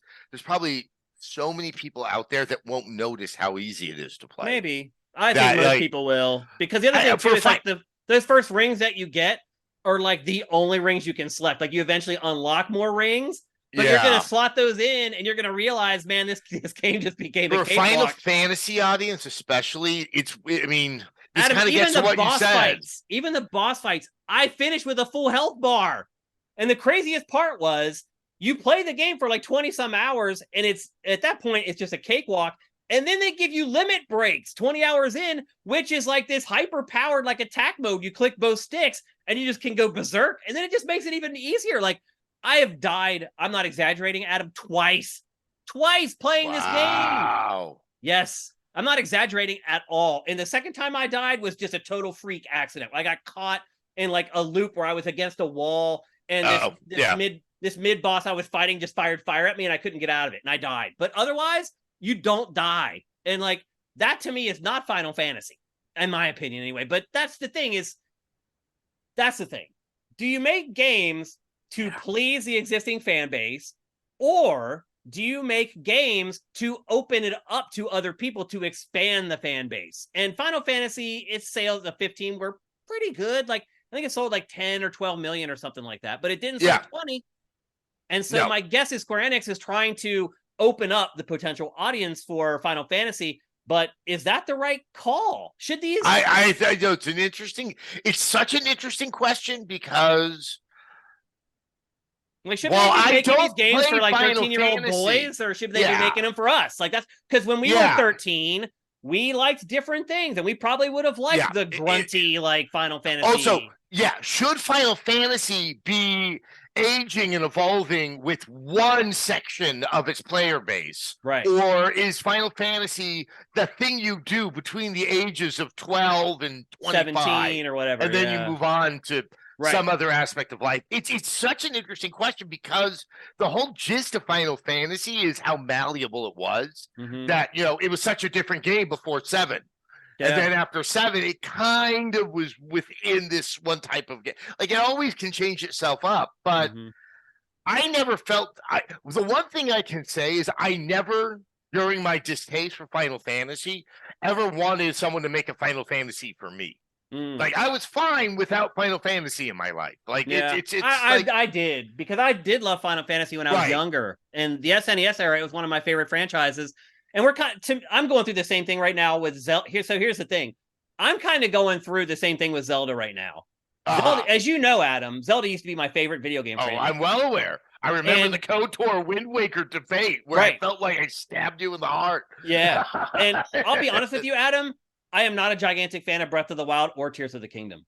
And it's funny. I am very negative on Breath of the Wild. I'm much different on Tears of the Kingdom. I do like Tears of the Kingdom more, but we'll get to that. But anyway, but the difference is that so it's reversing here. Like I haven't liked Final Fantasy for a long time, but now it's changing for me. And the Final Fantasy fans are pissed off. But the difference here is that there's no replacement for the old Zelda. So yeah. If I want to play an old Zelda game, what options do I have? I have nothing. There's no other publisher makes them. There was obviously there's been a couple attempts at it here or there. They've never stuck. However, if you want to play a turn-based Japanese RPG, there are literally hundreds of options that you can play. So if you can't get turn-based JRPG out of Final Fantasy, there's just dozens of other franchises you can choose from. That's not the case with Zelda. Now that Zelda is changed into something that I don't particularly love, that's just a void. There's nothing for me to play instead to fill that void. So I know a lot of people probably would want to compare that, but it's really like apples and oranges. So it's a tough question. I think if you're Square Enix, you probably want to expand your audience. I mean, financially you do. Yeah, I don't. But the thing is, it sounds like they tried to take on some things that they weren't able to accomplish. And they tried to bring in somebody who was good at it, but he failed. I'll be honest with you. He failed. Like, he has not balanced the combat correctly. And it could be maybe not his problem. It could be the person who had to set the scaling of the enemies. Because the other thing I'll say too is that, like, generally, it's not absolute, but generally, as you go into new areas of the game, the enemies scale with you. So even though you're growing in power, you never feel like you're growing in power. Oh God, it's Elder Scrolls 4. A little bit. Unless you go back to some of the very early parts of the game, which you have no reason to go back to. Just if you want to go back there and farm, like, those enemies will still be level 13 or whatever. You can go and mop them up and be like, oh, I can kill them with one slash now. But you have no incentive to go back to those areas. So if you never feel like you're becoming more powerful in this game, other than as you attain more of the summon icon abilities, and then you can do those in combat, which just makes the combat even more easy. So it's kind of a self-defeating cycle in some ways, unfortunately. I think what's so interesting is the problems with this game are very rare problems to encounter in a game nowadays. They are. Like, this is something, though, I feel like like in the PS2 era, like I ran into frequently. And it's really interesting to hear you describing this, because it sounds both familiar and really alien all at the same time. Yep. So I've played this game for 30 hours. People are saying it's like 50 or 60 hours, and that it does lose steam over the last third of the game. I haven't really got to that point of the game yet.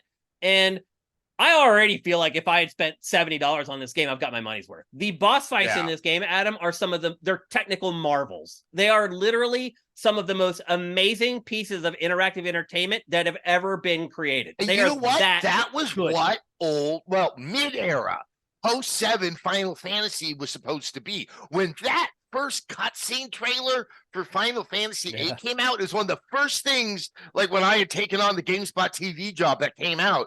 I mean, that was what you expected from both Square and Final Fantasy, was this cutting edge, like, visual feast. And at the very least, they've delivered on that. So in that way, they're honoring their legacy. I mean, it's weird. The visuals are incredible. The audio in this game is amazing. And I'm a sucker for audio. As you know, I'm a DJ and I do produce music and stuff. And the audio in this is incredible. So when I play games for capture, I've mentioned this many times, I turn down the music so that when you use that footage, you can edit with it and you don't have what's called train wrecks where the music is clashing together. But what that does, it allows me to see how much work has gone into the sound design.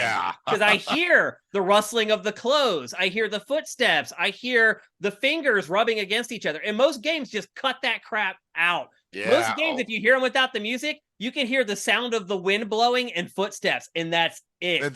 And this game's Foley work is insane.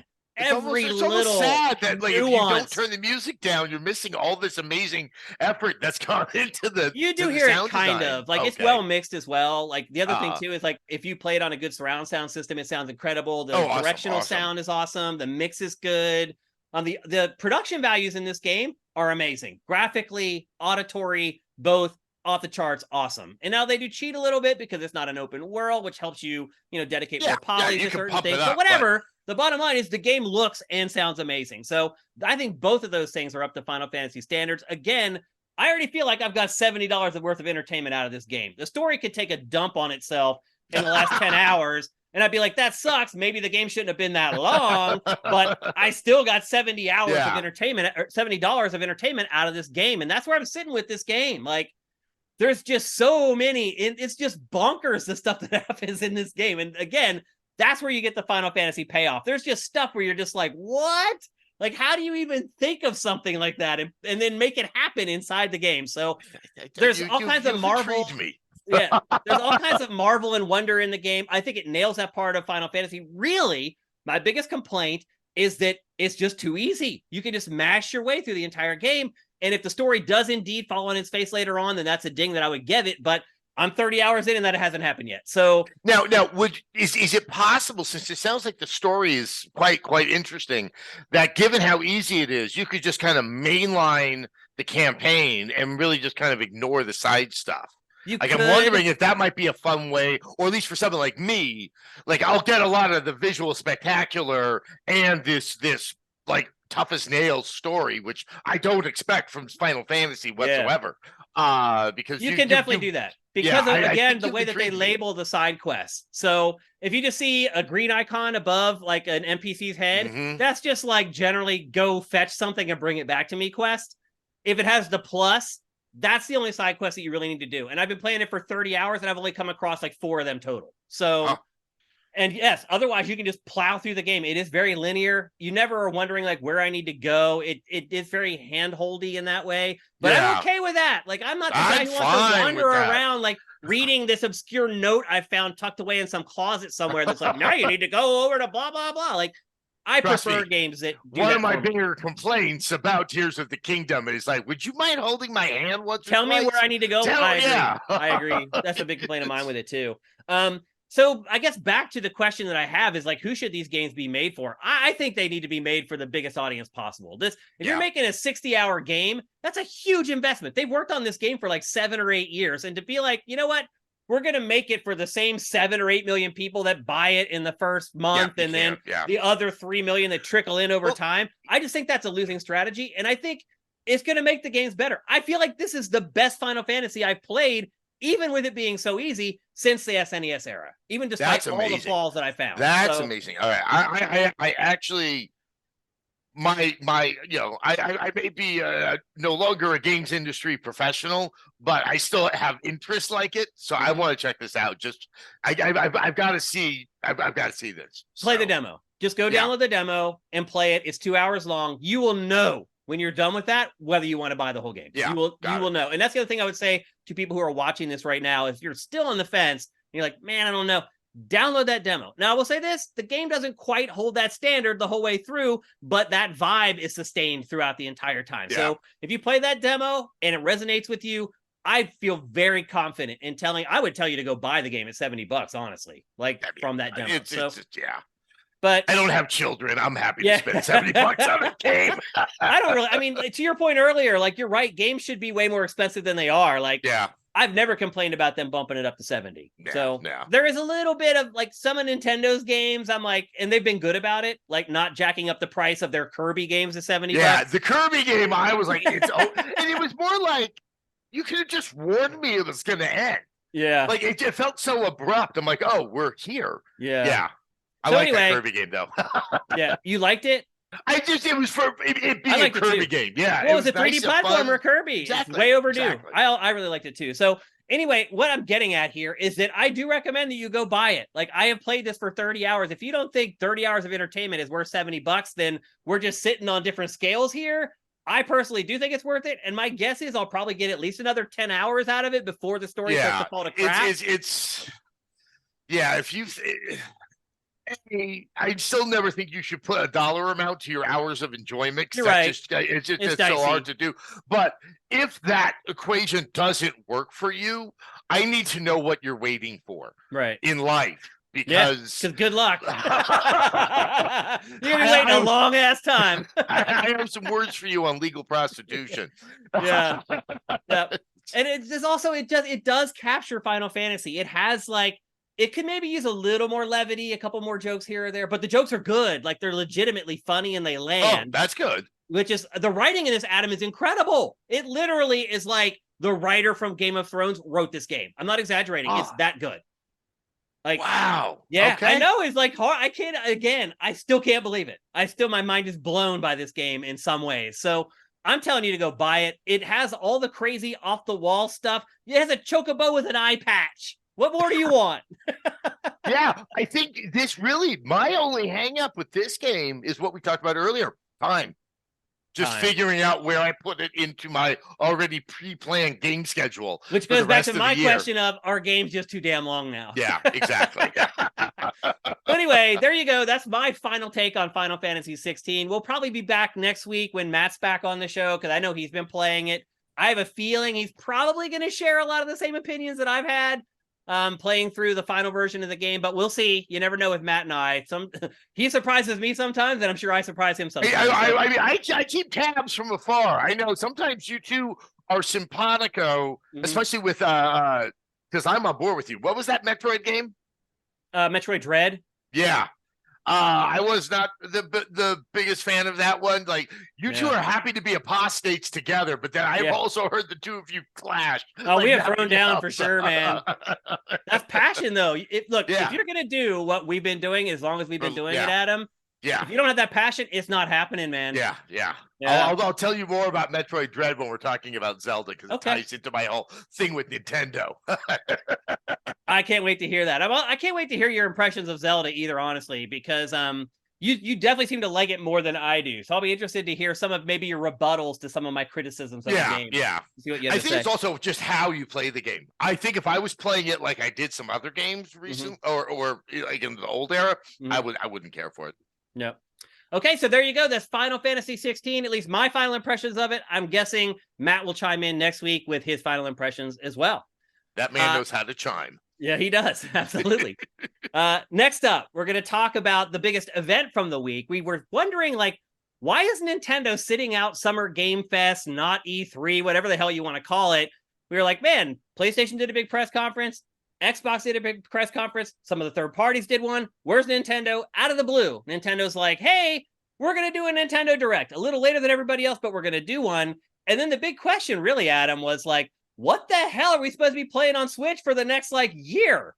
At that point, before this Direct, all we knew about was Pikmin 4. That's it.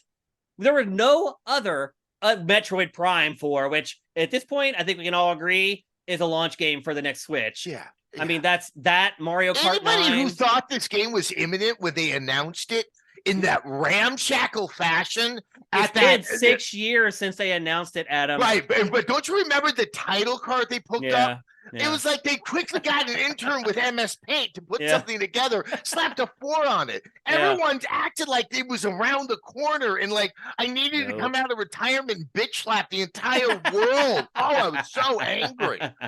Well, Nintendo finally answered the question of like, what the hell are we going to be playing until the Nintendo Switch 2 launches, which I'm really starting to wonder now, Adam, if that might be sooner than later. Because this Direct gave us games for the rest of the year, and then 2 more games for next year, and that's it. I think it needs to be next year.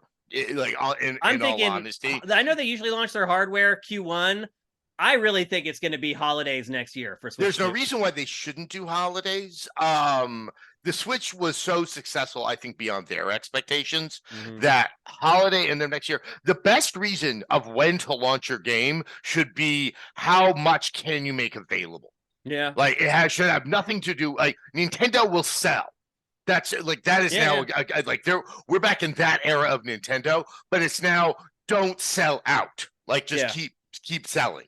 I think launch lineup for Switch 2 as it sits right now, Metroid Prime 4, Mario Kart 9, and a special version of Tears of the Kingdom that looks better and plays better. That's and doesn't bottom out at 8 frames per second. That's one hell of a launch. And you know what? Maybe repackage all those 3D Marios and put it back on sale again with Mario Galaxy 2. Right. Yeah, that was a huge omission, which is like the best 3D Mario ever. I was like, what are you doing?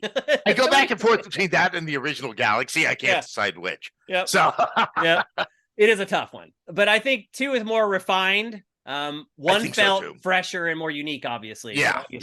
But anyway, so finally Nintendo has this Direct, and it tells us, you know what? You're going to be playing more than Pikmin 4 over the next 6 months. It's first, I think the biggest announcement from the Nintendo Direct, some people may argue with this. I personally think the biggest announcement was Super Mario Brothers Wonder.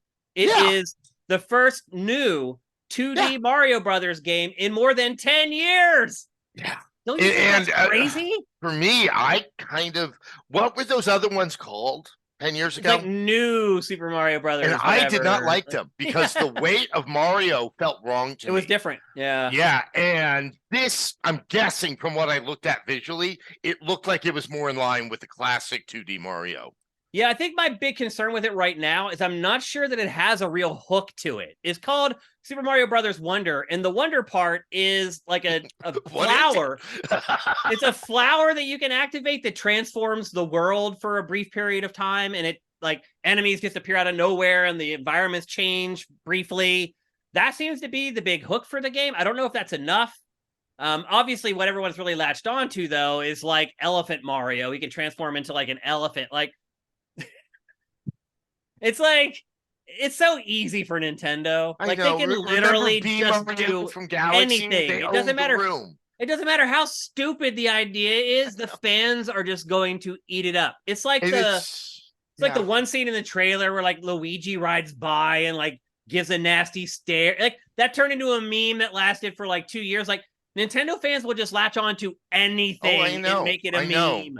I know. And that has already become a meme, obviously. It's all over social media now. I like the fact that the hook doesn't look too overwhelming. Yeah.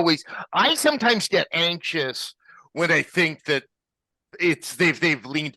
I got really worried. I was not the biggest fan of Odyssey, but I got really worried when they showed New Donk City.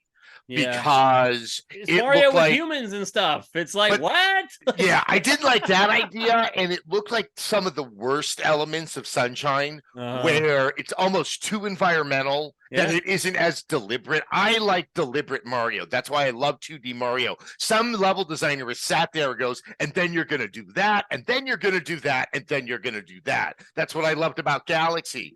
Super Mario Odyssey, by the way, first 3D Mario game ever that I did not get every star, every shine, or whatever. Same with me. I just got to. I finished the game. Yep. I went back and got like 5 more, and I was like, "I'm good." It just wasn't compelling. Yeah. Yeah. It just like I can't say it's just it's not bad. Yeah, not sublime like 3D Marios usually are. It really felt like the tail end of a relationship when you're just going out to dinner together. Yep, that's a pretty good analogy. But I'm sure for the young kid, like I have a nephew who got every shine or every mood or whatever. It's their first Mario. Yeah, and he's like completely obsessed with it. So, I mean, that's kind of going back to what we were saying about Final Fantasy. Like, who do you make the games for? So are you making Mario for my nephews or are you making it for me? Probably smarter to make it for my nephews, let's be honest. So I kind of understood. Kind of what you were saying about the old Zeldas and things like that. Nintendo can solve this problem, though. If Nintendo stops behaving so strange with their back catalog, the way that they do, make it available.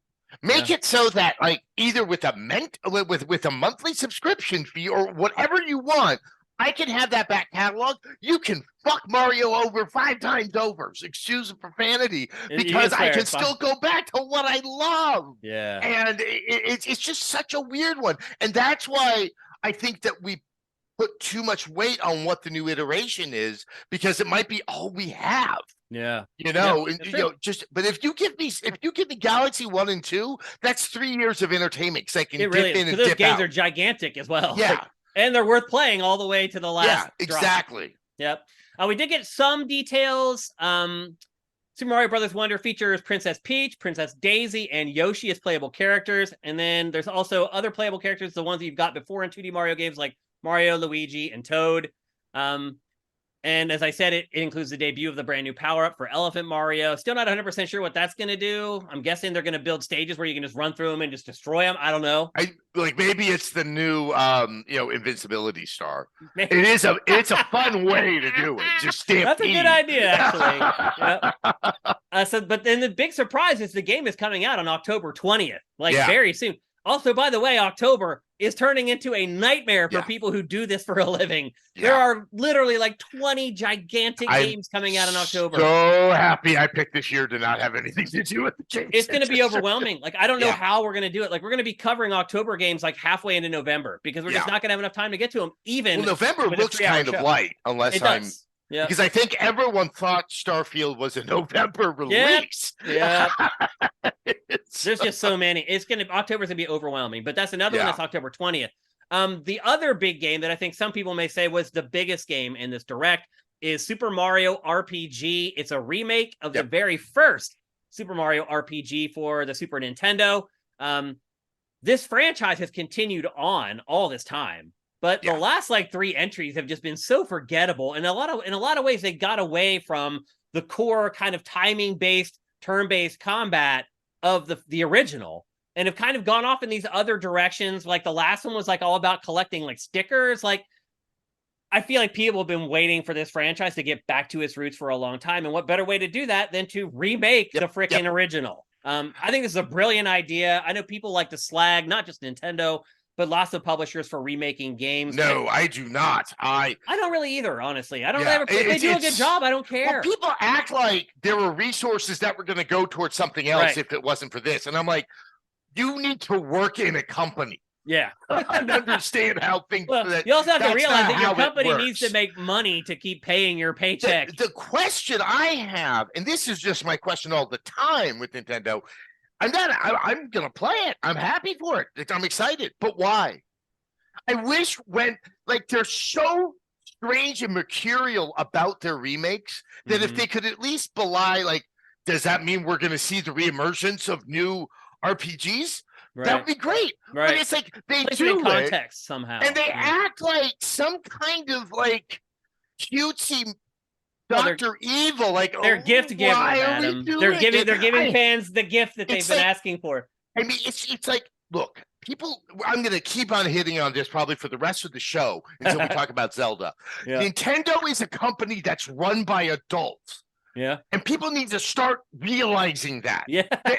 Everyone treats Nintendo like it's the village idiot. Yeah. And that the mere fact it gets its pants on in the morning is worth celebrating. And I'm so sick and tired of it. And Nintendo plays into that. Yeah. It's like, why are they doing this? Because it works. It works because of this slavish, it's like a Nuremberg rally of toddlers of these people, many of whom are in the press, that just eat this up and act like the most undignified numbnuts. Yeah. I like Nintendo games, but I like them begrudgingly for all these Nintendo other fans reasons that you don't like. Embarrass me.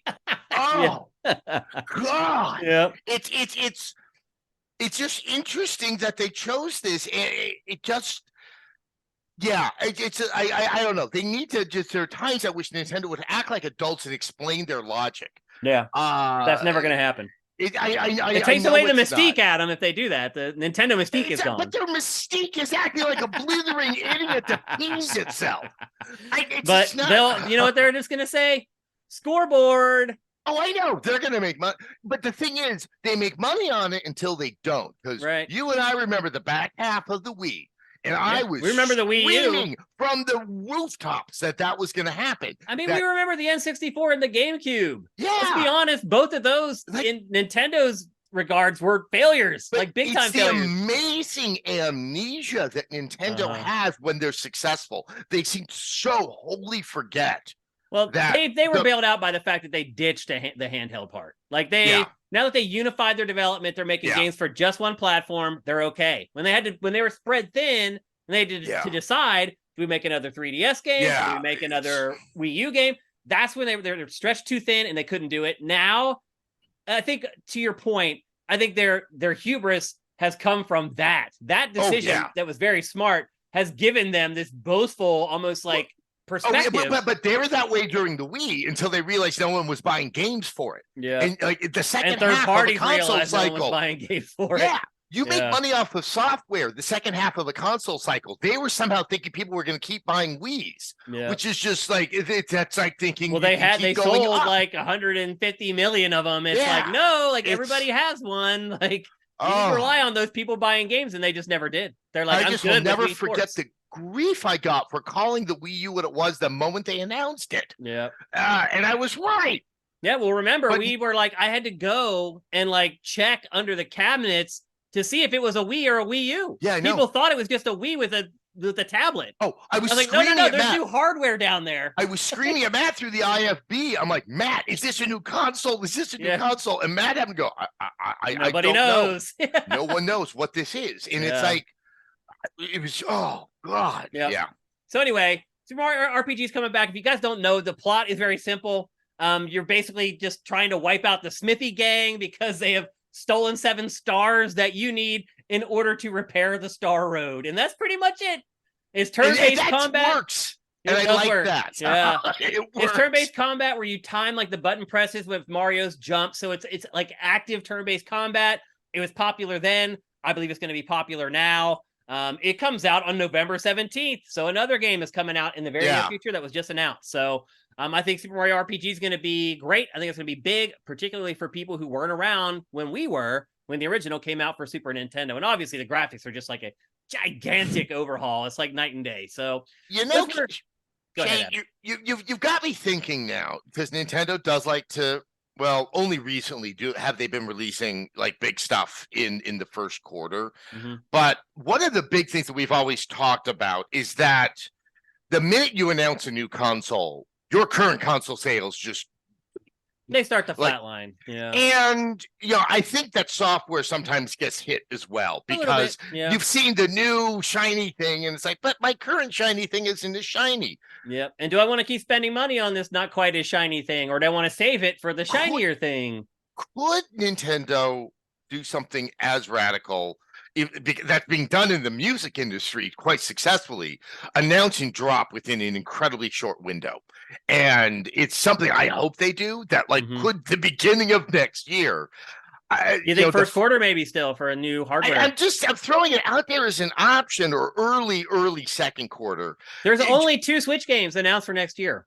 And you figure this will probably be out in the first quarter. Ideally, all old Switch games play on this new one without any hiccup. And I think we learned that today, actually. In fact, that's a little news tidbit from today, is that people were trying to get Nintendo to talk about Switch 2, and the only thing they would say is that your eShop account is going to be really important for Switch 2, meaning it's going to be backwards compatible. That strikes me as the minute you solve that problem, and then it's a hardware upgrade. Notice that they said that first, Adam. To your point about people losing interest in games and hardware when you announce the new one, Nintendo basically saying, look, the new Switch is going to be backwards compatible. That should keep people from not buying games. So they're like, if they're afraid, like, well, I don't want to buy Super Mario RPG because Switch 2 is going to come out next May, and then I won't care about it anymore. If you know that you're gonna be able to play that game on Switch 2, then why not buy it? So, well, also I just got the Zelda edition because I had like a launch edition Switch that was just garbage. It just stopped working well. Yeah. So you got the OLED, the new, right, and it's really nice. I don't know how much more improvement for the handheld element.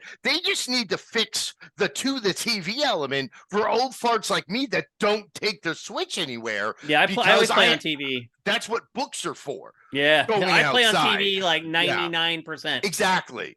And so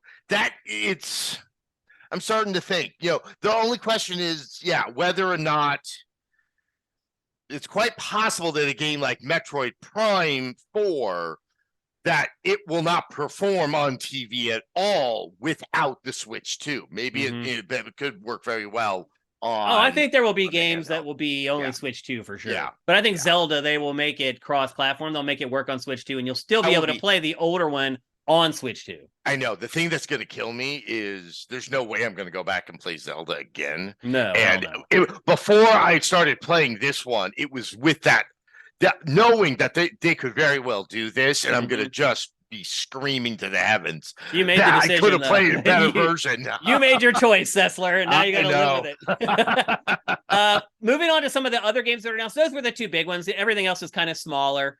Detective Pikachu Returns was announced. Mm-hmm. That's coming out on October 6th. Did you play the first Detective Pikachu? No, I'm an adult. It wasn't very good. It did end up selling pretty well, though. Yes, for children. Yeah, it seems like it's humans that do the squee when the Nintendo does anything. It does seem to be a direct continuation of the first game. For those of you who did play it and enjoyed it, I'm not one of those people, but again, that is coming October 6th, so that's another game that's coming very soon. And then another game that they showed was a new Princess Peach game. And that is one of the games that Nintendo announced for 2024. I really can't draw any conclusions about it other than it appears to be 2D and side scrolling. The rest of it, I was like, what is going on here? It's very weird what they showed. I mean, I look at it more from just a monetary standpoint, that's one of the few characters that they've never really exploited very well. She had her GBA game. She's had like I don't remember her own games so far. All I remember is trying to play Princess. The weird thing about Princess Peach in Super Mario Brothers 2, which wasn't even a Mario Brothers game. Mm-hmm. She was the floaty one that only had her camisole would help her float. Yeah. It gave you a lot of room for error, basically. Yeah, I guess I still haven't seen the movie. Oh, you haven't? No, I haven't. I just didn't go to the theater. It's good. I've heard it's a lot of fun. It's not great, but if you are a Nintendo fan, there are moments. I've heard there's a lot there. Yeah, I still just remember everyone acting so shocked that it made money, and I'm like, I was shocked that it wasn't abysmal. Is what I will say. I really thought it was going to be awful. I mean, that group at Universal is good at. They never make the best animated movies, but they never make horrific animated movies. Like it's like it was the right direction for Nintendo to go. I'll probably watch it at home. It's worth watching for sure. Yeah, but it sounds like there's a song about her in the movie. Yes, there is a very awful song that other people seem to have latched onto. Like it's incredible. Yeah, I guess Keeley at his musical festival of himself. That happened last night.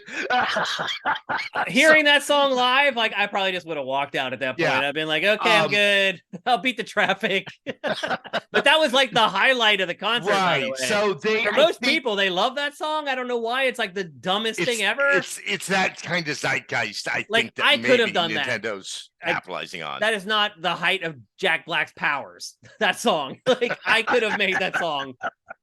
But anyway, so there is a Princess Peach game coming next year. We don't know much about it. And then Pikmin 4, which was the only game we really knew about before, it got like a pretty big blowout. The big bullet points for that were you can customize your character, which is something you've never been able to do in Pikmin. And then you can now, normally for Pikmin, one of the big parts of the game was that you needed to get back to the mothership before night came. Yeah. Because at night, all the dangerous creatures came out, and there was a scene. You're like, oh, I made it back, and all the creatures come running out. It's too late. I got back in the ship. Well, now you can stay out at night and fight those tougher enemies, and they gave you new Pikmin called Glow Pikmin that can help you fight the enemies at night. So those are the two things. How excited are you for Pikmin 4, Adam? Look, the franchise never resonated with me. What's interesting, part of it was I think I never liked the tutorials. They're too long. Well, but also it doesn't, and I never got out of it with a full understanding. Like once it throws you out there with that time limit, I always screwed up, and I never. They ended up ditching the time limits eventually. Like they softened that like big time because a lot of people agreed with you. Like they did not like that part of the game. And so they've made concessions over the last couple installments to kind of fix that, and that has carried over to Pikmin 4, but. It just never was my. I mean, it was also Morgan just absolutely went to that like water to a sponge, which always is like, God, I could just kind of like do something else. So I can't see myself taking the time to play Pikmin 4. The other thing too, it's been so long since Pikmin 3, you do almost have to re-educate yourself on the franchise again to play it again. Yeah. And I can see a lot of people like you being like, no, I'm good. The other thing too, it's just that's the thing is that for me, and I think for a lot of adults, it's like it's not a money thing; it's a time thing. Yeah, and it does get that way. Time is money as you get older. People would say that to me when I was young. 50 like, this what year. Are you talking about? I got all the time in the world. They're like, well, someday you won't. And I have hit that point of my life where I am more angry about wasting time on something than I am about spending money on something. Yeah, I agree. So, yeah, I value my time a lot. So Pikmin 4 is coming out pretty soon as well. So there's a nice little healthy mini library of stuff for Switch coming in the very near future. And then cross fingers that Nintendo does something very, very business savvy. And like there won't be that lull because I think post Pikmin 4, I think you're right. A lull happens. Yeah. Excuse me, it could happen because nothing big happens until this next console. Waiting until the console. And then manufacturing issues. Do they have problems like getting enough components for it to build enough? It could just, It's going to be PS5 and Xbox Series all over again, probably. Very hard to get. And I, because you have Pachter on a lot. Pachter does a show for us. That's right.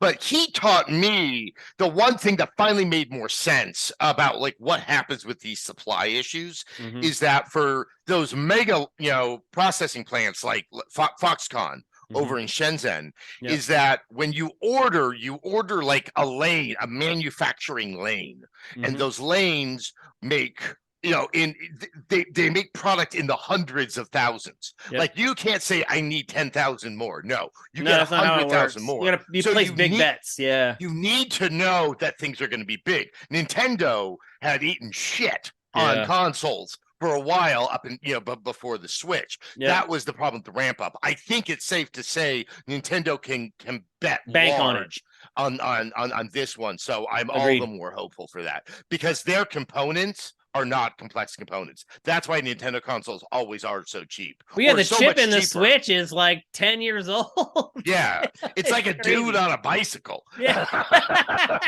Or a squirrel on a wheel. Yeah.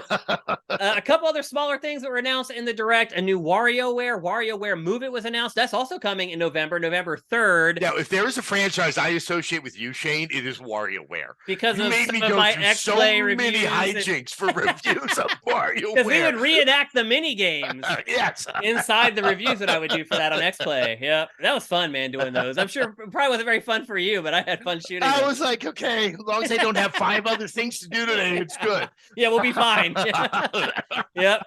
Well, the new WarioWare comes with 200 micro games. It appears to have like a big multiplayer focus this time, but really the vibe that I got from it was it almost feels like it's morphed into like a competitor for Just Dance. Like it's also almost just turned into kind of like this waggle to the music and to the rhythm thing now, which to me, that's not what WarioWare was ever about. It was about this absurd mini game that happened so quickly that your brain didn't have time enough to process it before they threw another insane mini game at you. And so you start this next one while you're still laughing at the last one, and then you get bombarded with something else that's insane. It's like this self-repeating cycle of awesome.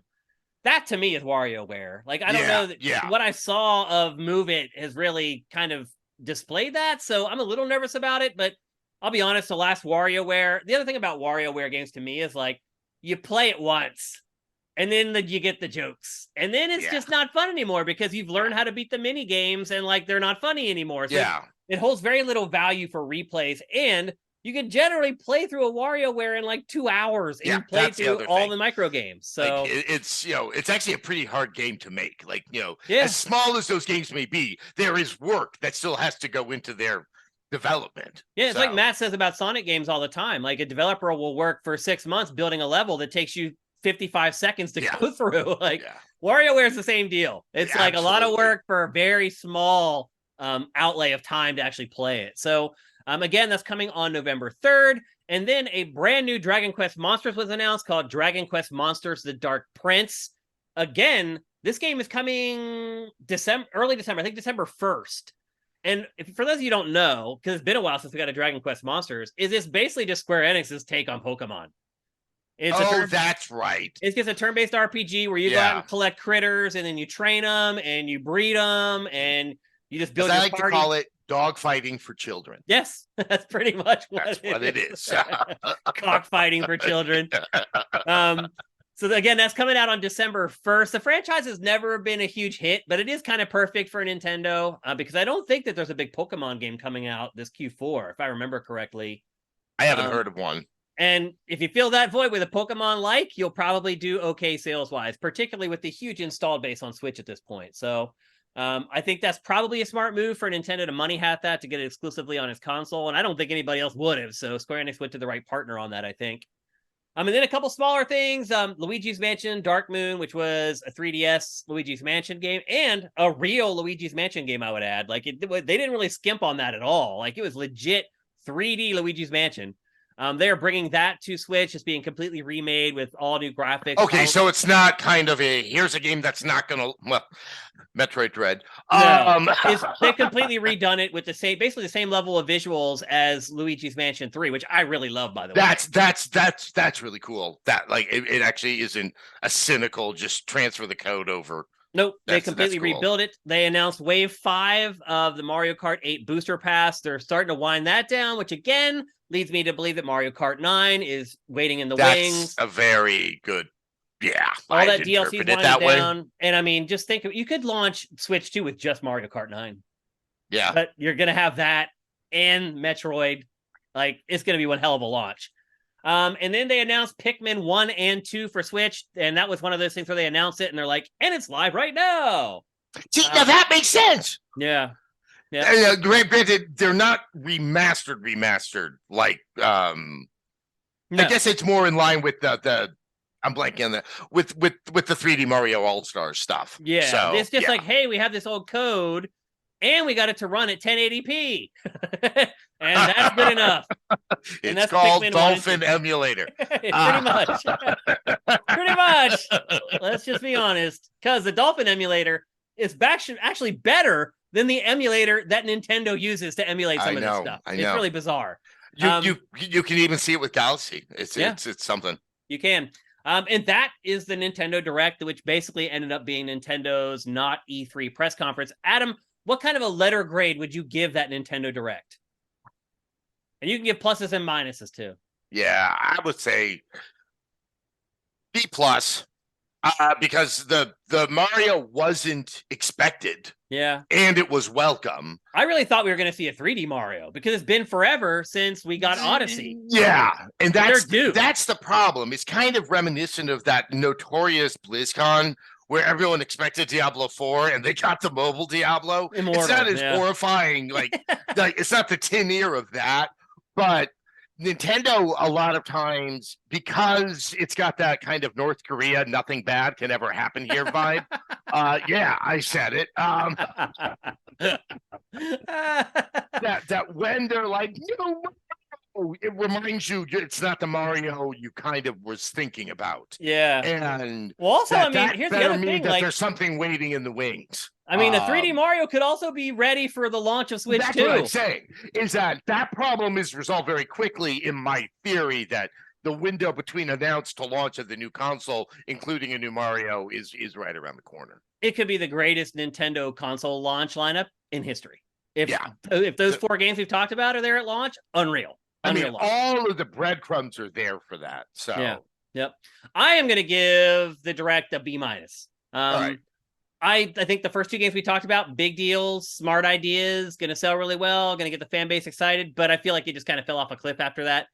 Nintendo showing that Princess Peach game, to me, is a big harbinger of what's going on here. Like, that game should not have been shown at all. And in the last, 7 years, Nintendo would not have shown that game.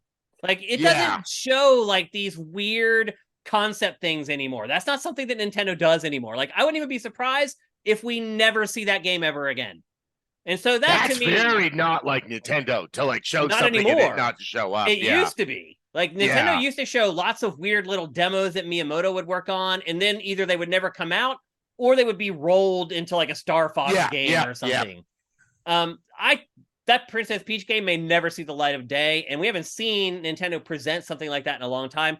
To me, that shows you Switch winding down, about to wind up the next console. And, press conferences at the end of a console's life cycle are like this. You get a couple big games, you get a bunch of other crap most people don't care about. That, to me, was this Nintendo Direct. Good, but not great. But to me, a sign of awesome things right around the bend. All right. It's time for us to move on. We're going to talk next about, Madam, do you like XCOM? Oh, yeah. Oh, you do? Okay. I do. It's a polarizing franchise. I know. People either love it or they hate it. Very few people are middle of the road about XCOM. Well, it's also, it's really, really hard. It is hard. So it really gets down to what do you want out of a gaming experience. I don't fault people who don't play it, and I don't fault people who almost have a visceral reaction when it's brought up. Well, one of the things that makes it hard, obviously, is the permadeath in it. You spend a lot of time, you can build up a character, because a big part of it is squad construction and squad building. You have this base where you're recruiting people and bringing them in, and you're training them for very specific things. And then finally you bring them off the shelf and you take them out into a mission and they die. And you're like, oh my God, I spent 3 hours building Eric and now Eric is dead. It allows for a type of failure very few games these days allow for. Have the guts you can for. plant the seeds for your own demise without knowing it hours before you figure it out. So, well, we have another XCOM clone. This one is set in the Aliens universe. It is called Aliens Dark Descent. And I'll say this, when they did not promote this game very much. When they first put the trailer out, like it looked like a squad-based shooter. But then they showed like some other things. We were like, wait a minute, it looks like they're like taking cover or something. And I was like, that looks like XCOM. But they kind of were very specific to try to steer it away from the XCOM comparisons. But now I've played it, and it is absolutely XCOM.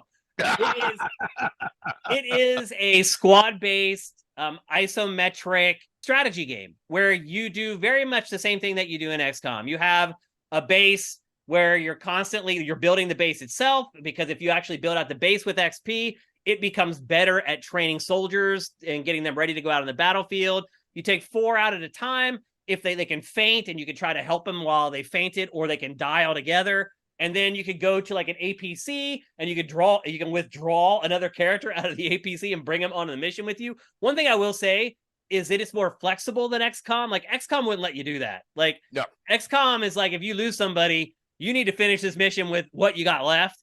This game will let you go back to like a little APC thing and re-withdraw somebody if they do die. But if somebody just has a concussion or passes out, and you don't have the medical supplies to rebuild, they stay there. And then you have to, maybe if you want, you can go back and try to rescue them still. So there are some tweaks to the formula here. They don't really say like where in the Aliens timeline this game is taking place, unfortunately, or if they did, I totally missed it. But the basic storyline is you're on a big space base, and a ship shows up to the space base, and there's an alien in the cargo hold, and the container that the alien is opens up, the alien comes out, all hell breaks loose. There's aliens on the space station. There's other space stations floating around you, these massive ships. But you look at those, and the same thing has happened to them. You can see through the windows that there's aliens in those too. So you administer this protocol that basically uses all these satellite lasers, these space lasers that blow up the ships to kill the aliens and kill, obviously, your crew on board or whatever. You try to escape. You're on this other ship that like crash lands or whatever, and you land, and basically the whole objective of the game then is to try to fix the ship to get out of there. And of course, as you get there, you discover this other base. You discover that there's a cult that actually worships the aliens, and the aliens somehow leave them alone. The story of it is actually, I was pleasantly surprised by the story in this. And the tension and the consequence, I thought, were pretty good. The problem is then you start playing it. And just for the record, and this is important for this game, I played this game on PlayStation 5 because I have had tons of issues with bugs and other stuff in this game that apparently are only on PlayStation. Like if I looked at reports from the PC and the Xbox versions of this, and they were not having the issues that I've had, but literally on PlayStation, so it just ignores commands. Like so how the game works is you use a cursor to move your crew around, and the squad moves together. So if you put your cursor on a piece of cover and hover over it, it will show what your squad's going to do. It'll show that like 1, 2, 3, 4. There's like dots that will show you how they're going to basically orient themselves to cover. Now, once they go there, you still have to give them the command to actually hunker down, which is really freaking annoying. And I don't know why. What? Yes, I don't know why, but you do. But also, it's not like XCOM where you're limited in how many spaces you can move, but you can move each individual unit independent. There's no grid. You can individually instruct the units, but you instruct them individually for combat and healing and stuff like that. Like the way the combat works in this, you can't flank. Like there's very little strategy involved in this. So again, you're playing from an isometric perspective, which is handy because it does mean that you can see the aliens that are kind of far away. Yeah. But you can also throw down like the sensors from the Aliens franchise that will tip you off to where they are. And once they start coming at you, like there's really only one thing you can do, and that is find a choke point, a place where all the pathways converge into one like alleyway, which means that no matter where the aliens are coming from, they're going to come to that one spot and then post up and figure out the exact optimum distance that your weapons can fire, and then post up there and wait for them to come into the choke point and then unload on them. But how the combat works is you squeeze R2 on the PlayStation controller, and it brings up this menu of like options that you can choose from. To choose from those, you then have to tap the other shoulder button to cycle through them. Now, while you're doing this, to be fair, everything doesn't pause, but it goes into extreme slow motion. But still, like there are some times where the aliens just barge out of a door right next to you and they just attack you, and there's nothing you can do. And the combat is so freaking clunky, it's just a disaster. So you're like, oh my God, they just barged out of this door. Now I'm trying to hold R2 and I'm trying to cycle through the thing to get to the exact thing I want and then hit X. And that's where the PlayStation version would just ignore your commands and not fire the weapon. It fires the weapon, I don't know, 60% of the time when it's supposed to. I was like, what the hell is this? So the game is hard as nails, not in the way that XCOM is, where you're right. Yeah. Like, you're like, okay, this unit can move 15 grid point or grid marks or whatever. There's no grid in this. Like, you can move your party as much as you want, as far as you can go with the cursor. You can tap it, and then if you double tap it, they'll actually run to that point. But if they get scared, and they get scared all the time in this, they won't run. They'll like walk like real slow. So you have to go back, stop them, select that unit that is scared, use like the anti-anxiety medication on them or whatever, but maybe you run out. And that's the other thing, like, that you find in this is like every time you go to use something, you don't have it. Like, you're always running out of ammo. You're always running out of grenades. You're always running out of medical kits. And so a lot of times, like somebody faints or whatever, you don't have the stuff to revive them. You just leave them there. And you can come back later. Like, the one thing I will say is the world is like open world and alive. So it does remember like the stuff that you did or didn't do. So you can come back and try to rescue them. Or in some cases, like, you just are getting bombarded and you just get to an elevator and just freaking leave. You can come back and also try to mop up the mission objectives you didn't accomplish when you were there before, but the aliens are more difficult and smarter when you go back. So it's this cost-benefit analysis. In the game, like, after you get past the first 3 or 4 hours, I thought the game just became almost impossibly hard, where you're just fighting with the controls or whether the inputs are going to actually work or not. Like, there's just some times where they're just like, you know what? We're just going to send 5 aliens at you. Good luck. And like, you lose half your squad, and then one alien comes, and that's enough to kill like half your squad. I just died over and over again. Couple that with the fact that it wasn't accepting my inputs in a lot of cases for the controls. And I was like, what the hell? This game is driving me nuts. But what kept me playing was the story is pretty good. Like, again, like, they cover stuff that, like, there's a little bit of it in like Prometheus with like the cult and this other like society and culture or whatever. But most alien games and movies don't really cover anything like that. But this does. There's like a cult that worships the aliens, and the aliens have learned that, like, oh, they're helping us. They don't attack them. And they have this symbiotic like relationship between the two. Like, the story I found was pretty interesting. I thought the tension was good. Half of it was because the controls don't work. But I did feel like I was constantly on edge while playing the game, not knowing where the aliens were coming from, not knowing where to expect an attack from. But ultimately, it became very frustrating. But what saved it to me was the other part of XCOM that I really love, which is like building up the base and building up this army of people that when your guys do die or you do have to leave them behind, you can roll somebody else right into their place. And again, that's something that this game does better than XCOM, is that mid-mission, you can actually bring people back into bring people into the fight to replace people who have died.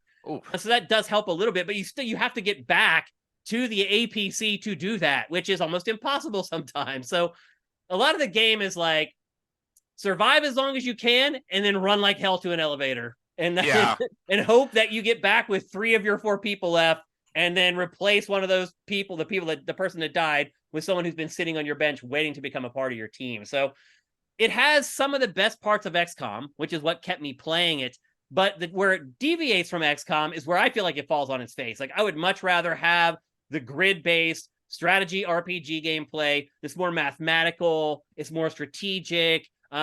Like, the way you get screwed in XCOM is like, I have this weapon that are telling me it has a 95% hit rate, and I really need this hit to land, and you hit the 5% and it doesn't land. That's where XCOM gets really frustrating and pisses you off. All the combat in this is frustrating and pisses you off. Like, I never felt like I got better at it. Like, they do eventually, like, give you turrets, and they give you like these gadgets that make like walls of flame, so you can basically like block off areas from the aliens. So you can get a little bit strategic with that. And if you set up a turret right next to one of the choke points, it can wipe out like 2 or 3 of the xenomorphs before they get to your squad. So they do give you tools eventually that should make it a little easier. But then the enemies become smarter and faster and bigger and more deadly. And so it just feels like a wash. It's a little bit like Final Fantasy XV. I never felt like I became more powerful playing through the game. Yeah, like I don't know. It had been a while since I had played an XCOM game, to be honest. It's probably been like 3 or 4 years. I thought I was ready for it. But then unfortunately, the tweaks that they had made to that formula for this made me not like it. Yeah, it's I remember hearing about it, hearing it was kind of an XCOM-ish type game, and that did not appeal to me. I mean, the Aliens franchise isn't, I think, the best to move over to this.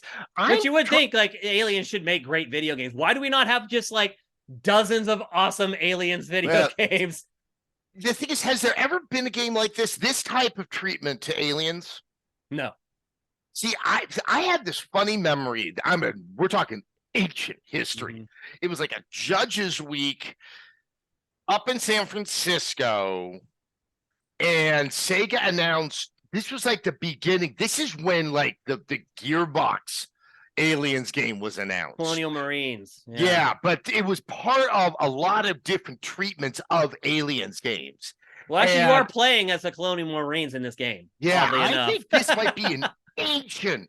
This has probably been gone through so many different hands. Possible. Something that was out there, but moreover, it's that XCOM works because it was made so well. Like the controls, it works being so hard because everything makes sense. Mm-hmm. And you can play it so that when it gets really hard, you kind of go, that was my fault, actually. Yeah. Like, I don't know. Sometimes I'm like, you've got to be kidding me. I'm going to have this many chrysalids that I got to fight through, late in it.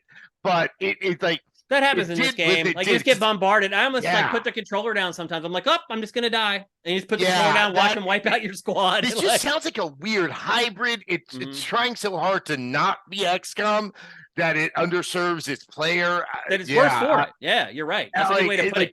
This kind of confirms all of my suspicions upon hearing about it. Yeah.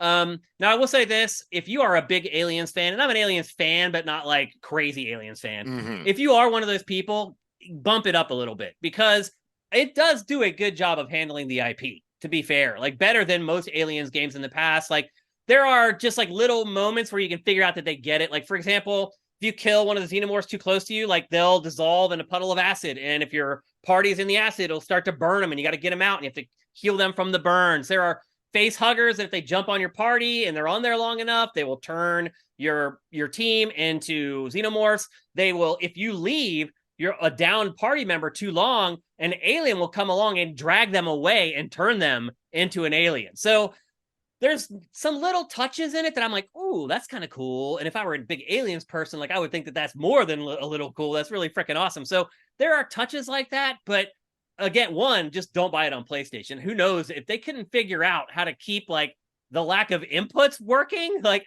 I'd wonder if they'll ever fix it. Like, I don't know how you can't figure that part out. Like before the game is launched. Who's the publisher?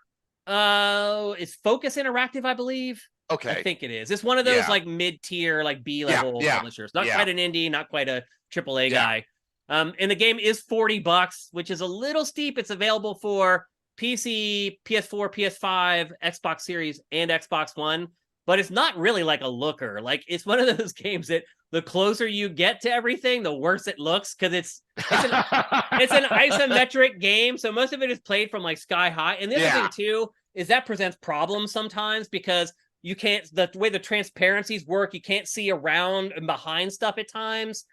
So say you want to set up like one of the choke points I was talking about earlier and you think, oh, you look really quickly. You're like, oh, that's a good spot. Then you get there and you realize that it's actually not a choke point because you couldn't see it. Another problem I have is that the map that's on screen doesn't rotate with the world. So if you move the camera around, that map stays static. So you're like, oh, you're looking on the map. You're like, there's a place, the quest marker's over here. So you're on the screen like, I need to go here. Oh, no, actually, you're facing, like, upside down. I'm sorry. That is... horrifying. That's a capital offense as far as I'm concerned. It's awful. I was like, this is the dumbest thing. I went in the options. I could not find a way to turn it off or to set the map up so that it followed what was happening on screen. There's just little stuff like that are just quality of life nightmares, basically, that just turn me off to this game. And I do think if you're a big Aliens fan and maybe also a big XCOM fan, you might be willing to fight through this stuff more than I did. But $40 to me is way too steep. This does not sound like time well spent. It just, I didn't have fun with it. And it's like, at that point, it's like, we played this stuff for entertainment. We don't play it to like fight through it, which is a big argument I have against, playing games like Dark Souls. It's like, it's just annoying and it makes me angry. Why am I doing this? Like, why would I want to play this? I totally can accept that you love it and it's your thing. It's not mine. And I don't think anything is ever going to change that. Like Elden Ring didn't change that. I played Elden Ring. If Elden Ring doesn't change it, it's not going to change. I played it a lot longer than I had ever played a From Software game. But still, after like 15 or 20 hours, I was like, fuck this game. Like, I don't care. Like, I just started watching YouTube videos. I'll go watch all the bosses on YouTube or whatever. So, like, if Elden Ring didn't change my mind on that, it's not going to change here. So, again, Aliens Dark Descent, it is an isometric, real-time strategy action game with a decent story that handles the Aliens IP pretty well. So I would bump it up if you're a fan, but for everybody else, if maybe you're just an XCOM fan, you're looking for that. I'm a fan of both. There's no way I'm going to touch this game. Yeah. I mean, I would say also too, like, if you're maybe on the fence and thinking about it, like, I would wait till like $20 to buy this. That's the most I would spend on this game. So I think they have something there. Like, I do feel like if they made a sequel, it might be a lot better. It might be something that I actually enjoyed, because I should like this, Adam. I love XCOM and I like Aliens. I feel like this game sounds more and more like it was a contract that had to be fulfilled and this thing got released. Like they had the license and like they had the license. This thing had been worked on for so long that I don't think we'll ever see anything like this again. Disney owns the license now, and so that's why I think there was a pre-existing you may be right. something. Yeah, that could be that they need to get this out maybe before the end of the year or whatever. Who knows? But this studio has something there. It's just not quite polished enough to make it happen. So that's a big pass for me on Aliens Dark Descent. All right, next up, we're going to talk about actually a game that I think both Adam and I might organically have interest in because we both really like the genre. And that is a competitive 4-on-4 3D platformer called Crash Team Rumble. Adam, have you heard about this game? I've heard, and obviously Crash, we're talking about Crash Bandicoot. Yep. It's set in the multiplayer Rumble, like the Rumble Pack on the N64. Yeah. Yes, you're connecting all the dots, Adam Sessler. This is basically a team-based 3D platformer set in the Crash universe. And really the objective is there's 10 different maps that you can play on, and there's a base on one end, a base on the other end, and in between there's all these 3D platformy levels, and there's Wumba Fruit, which are the collectibles in the Crash Bandicoot franchise. And you go out, you collect fruit, and the objective is to take the fruit back to your base and then score those. So you need to stand on your pad for like 5 or 10 seconds or whatever, and then it counts the Wumba Fruit and it adds it to your score. The first team to get to 2,000 Wumba Fruit wins the game. Now, there are tons of like caveats and twists to make it better than what that simple concept sounds like. You pick from various characters in the Crash Bandicoot universe. I would argue that there needs to be a lot more because there's only like 8. But I start thinking about it and I'm like, are there more than 8 characters in the Crash Bandicoot franchise? Like, it's I was about to say the Crash Bandicoot universe is that universe is doing a lot more lifting there. It's no Mushroom Kingdom. I'll just put it to you that way. So there are 8 selectable characters, and they're split into like 3 different classes. There's like the scorer, like the blocker, and the defender or whatever. So like Crash is the scorer. He can move faster than the other guys. It just basically goes down. So the scorers run the fastest, the defenders are the slowest, but they can take the most damage. Fair video game tropes. So talking about like, oh, do they have 8 characters? These are the characters that are in it. There's Crash, there's Tawna, there's Cat Bat, there's Dingo Dial, there's Dr. Embryo, Dr. Entropy, Coco, and Dr. Neo Cortex, who is obviously the villain in the Crash Bandicoot franchise for years and years now. And those are the characters that you can choose from. And of those, I probably know 3 or 4. So I almost got to half of them, Adam. I don't know about you, how many of those characters that you recognize, but I know Crash Bandicoot. That is it. Yeah. So anyway, the objective is you go out on the maps, you collect the Wumpa fruit, you're trying to score, but you're also trying to keep the other team from scoring. And so before you begin each match, you choose your character, but then you also choose a special. And the specials will work for any characters. When you first start playing it, you can choose from like 2. And like the one that you can unlock right at the beginning is like a piranha plant that's a turret. So obviously in a game like this, that's very important because you can either put the turret by your base to keep people from keeping you from scoring, or put it by the enemy's base to keep them from scoring. So there's some strategy in how you use them. And then like one of the other power-ups is a refrigerator that you can plop down that heals you. So if you're one of the blockers, you're the person trying to keep the other team from scoring, you just camp out at their base, put the refrigerator down, and as they're attacking, your health is continually being regenerated. So again, more strategy to the game than you might expect. So as I said, there are 10 different maps, and they're all pulled from the games. I've really struggled to find a bad map in this. They're not all symmetrical, and I would argue that they probably need to be for competitive reasons, but most of them are. I think 7 of the 10 are basically perfectly symmetrical. The other ones will just have kind of little offshoots that you can go to. And the reason that they have like these different areas is because there's some twist to how the game works. So there are pads located throughout each level.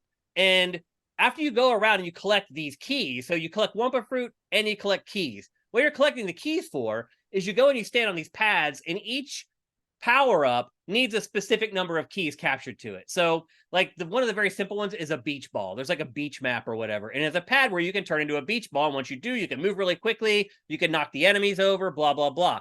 Those are simple. So you need to like secure like 3 or 4 keys to unlock that. So you collect the 3 or 4 keys, you stand on the pad, it syncs it with the pad, and then you turn into the ball and off you go. For some of the bigger ones, and there's some crazy ones that can actually like turn the tide of the game. Like one of them is like this crazy like spiked cage that you get into that would totally not be out of place in like Twisted Metal or something like that. And that's the thing that throw in the wild card into the matches, are these pads that give you these different power-ups. Now, there's also these other pads that you can find. If you turn them all your color and you hold them for like 10 seconds or whatever, it gives you a multiplier on your capture pad. So say you have 20 Wumba fruit that you've collected, and you go back to your pad to cash them in. If somebody has set up those 3 pads, and if the counter is tacked down, it will double what your score. So if you have 20, when you capture them, you actually end up with 40. So there's all these little elements of the game that actually adds a good bit of strategy to it, ultimately. The problem that I've run into playing this game, and I'll be honest with you, I'll be honest with you, Adam, I had way more fun playing this game than I ever dreamed I would have. I am a fan of 3D platformers like you are. Yeah. The skill in platforming isn't that important, because the other thing too is you can attack each other. So Crash has his spinning attack. He can do like a slide attack.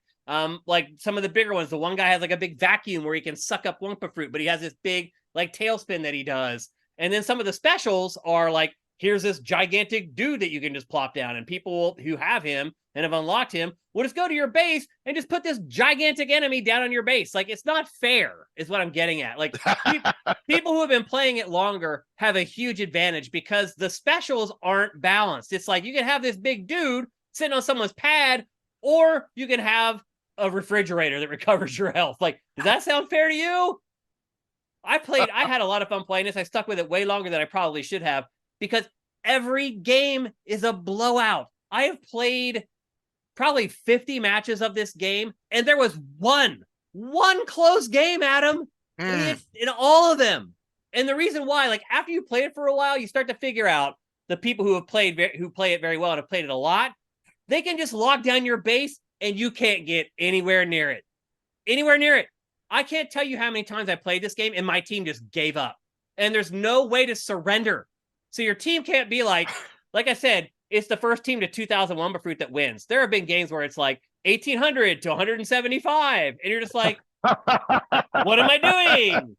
There were times where I just went and hid. I'm like, I'll just go hide until they finally hit 2,000, because there's no way to surrender in the game, and there's no way to turn the tide to come back that much. Well, this sounds really bad, because I'm going to assume that this skews younger, or at least it's going to be appealing to younger players, and that's not good if you can't throw in the towel. Like, I can just see what happens between 10-year-olds in a situation like this. The other thing too is the tutorials for this they're almost too long that you almost check out after a while and stop paying attention. And there's all this little nuance to the game that if you're not doing it, like if you're not capturing those pads and getting the multiplayer on your capture base, if you're not taking the keys to these pads and turning into the crazy spiked wheel that you can run over people and get to the other base, if you're not doing that, you have no chance to win. In fact, if you have one person on your team who's not getting that, you have really no chance to win. So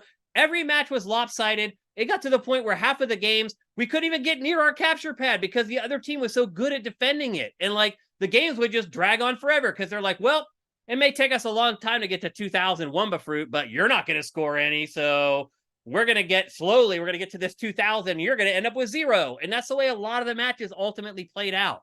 And the other thing about it too, it's a shame because again, you can see there's something really fun here. And it's something unique that I've never played before. It's like Smash Brothers in an open world, I guess is a better way to put it. With some caveats and some things that should be there to help turn the tide of the game. But the other thing about it is this game costs $35 and it's available for both PlayStations and both Xboxes. No PC and no Switch yet. It costs $35, but it has a season pass. And as you play, you earn points, just generic XP or whatever. And basically after every match, you do get a new cosmetic, a hat or a pair of shoes or a backpack. Who really cares about that crap? What you really care about is unlocking the new playable characters because they do matter because they have special abilities and unlocking the new specials so that you can get that giant that you can drop down on their pad so that they can't flip and score. Those are the things that matter. And those unlock so slow. And so I don't know about you, Adam. To me, any game that I pay money for that has a battle pass in it, that's a big why? Make it free to play. This game, I'll say this. If this game were free to play, and they tuned it up, because tuning isn't that tough, Adam. You just go in and tweak some values in the algorithms and whatever, and you could generally get the game to a pretty good place where it plays well. This game could be huge. It already is huge. I am shocked at how many people are playing this game. There's no problems getting games. I thought I was going to start this game and I would sit there for 15 minutes waiting for a match. No, it's like that and this is Activision. It is, yeah. Yeah. Because it's also cross-platform. So you're playing with people on both PlayStations, you're playing with people on both Xboxes, and from all those communities, that's enough people to always have matches. You don't have to wait at all for matchmaking. So the game is huge, but it could be gigantic if they made it free to play, or if they just got rid of the stupid Battle Pass crap and just gave you what you paid for. I paid for this, Adam. Well, I didn't. This is why this is why Microsoft needs to buy Activision. I think if Microsoft buys Activision, you'll never see games like this. And I do have to wonder if this was a smart idea to make and release this game. It is, for the most part, it is very polished. And again, it plays unlike anything else. I've never played a game like it before, and I have a lot of fun with it. But after a while, it's a competitive game where you can't compete. Either I was on a team that blew out the other team, or I was on the team that got blown out. There was never even close. I never even got to the point where I was like, holy crap, man. We actually we're only down 200 Wumba Fruit. We have a chance to come back and win this thing. None of that ever happens. Within 5 minutes of every match, it's too late. It's over. So I think there's a lot of opportunity here. I think there's an idea here for sure that could be huge. A game like this set in the Mushroom Kingdom could be amazing. Where you have all those moves and stuff like that. It could be a blast, but set in the Crash Bandicoot, it's just too limited in characters that I care about, in moves and abilities that I care about, in settings that are immediately recognizable. Most of the maps are, they are pulled from Crash Bandicoot, but they're really just generic snow level, generic jungle level. I didn't play any stage on this, and I was like, that's level 5-2 from Crash Bandicoot 2. That doesn't happen in this game. Everything just feels very generic. Are there hardcore Crash fans? I don't think so. I think back in the day there was, because PlayStation positioned him as the anti-Mario guy. Yeah, I remember that. But I think once he went multi-platform, I think all of that just disappeared. Because remember, in the GameCube era, then they started releasing it for everything, and I think he just lost his allure as a PlayStation mascot at that point. So But again, this isn't available for Switch yet. It should have probably been the first platform that they made it for. Like, I mean, this matches the Switch audience way more than like PlayStation or Xbox. Let's just be honest, but they haven't. So I don't know. It was a grind to unlock the new characters and the specials, and that's what you really need to be more competitive at the game. The games were always blowouts. I do feel like there's simple changes that they can make to this to make it better and make it really like a big hit, honestly. Like I was pleasantly surprised by how much I enjoyed what I was doing. It was just the outcome. It just wasn't a good competitive game. Yeah, and I'm a competitor, Adam. You know that. I know that about you. Like, I'm the guy, like, you tell me who we need to beat, and you point me in that direction, and I run after them. That's me. And I've never denied that. I've always been that way. It can be an asset sometimes. It can be a pain in the ass sometimes. But for video games, I'm very competitive. And like when I felt like I did not have the ability to compete, that's when it was all over for me with this game. So I do wonder if I check back in a month or two and they've had some time to kind of tweak things and look at a lot of the data that they're getting, if it's a much better experience then, or if they start dropping like how long it takes to unlock the stuff that really matters in the game, then it could turn around very quickly as well. But as it sits right now, it's a hard pass, like particularly at $35 for a game that should be free to play. I also have a feeling within a few months, this game will be turned into a free to play game. It's a little shady to me that they try to like milk Crash fans for $35. What? Children? Activision? Shady? No, not in the least. No. Yeah. And then another thing too that's a little weird about it is that like it's a grind to unlock stuff, but this isn't the type of game like Call of Duty or Mario Kart where you come home from work every night and you sit down and play it for 2 or 3 hours. It's just not one of those games. So you're not constantly going to be grinding, trying to unlock stuff. You're going to play it like on Tuesday and then not play it again until Saturday or Sunday. And like, it just feels like a lot of the stuff in this game was misguided along the lines of its framework. The actual nuts and bolts of the game itself, they're cool and they're fun. It just, they need to tweak some of the algorithms and they need to tweak some of the rewards and the pacing, and they need to completely ditch the stupid battle pass. There should never be a battle pass in a game that you pay for. I hate it in Call of Duty too. I think it's complete garbage that like every season you start over at 0. It's like, no, I paid $70 for this game. Give me that assault rifle. Like I shouldn't have to play it for another 40 hours to get the stupid ass gun. Like, so I apply it equally across all games. Any game I pay for should never have a battle pass. That's how I feel about it. I don't think that's a polarizing view, honestly. How do you feel about battle passes, Adam? I don't. Do I play games? Do you play any games with battle passes? Does Destiny 2 have that? Yeah. All right. I mean, that's the one that I tend to play. I think Diablo actually is going to have something like that. I think they're going to reset after the season. I don't know how long the season is. Yeah. But I tend not to gravitate towards games that would have one. So,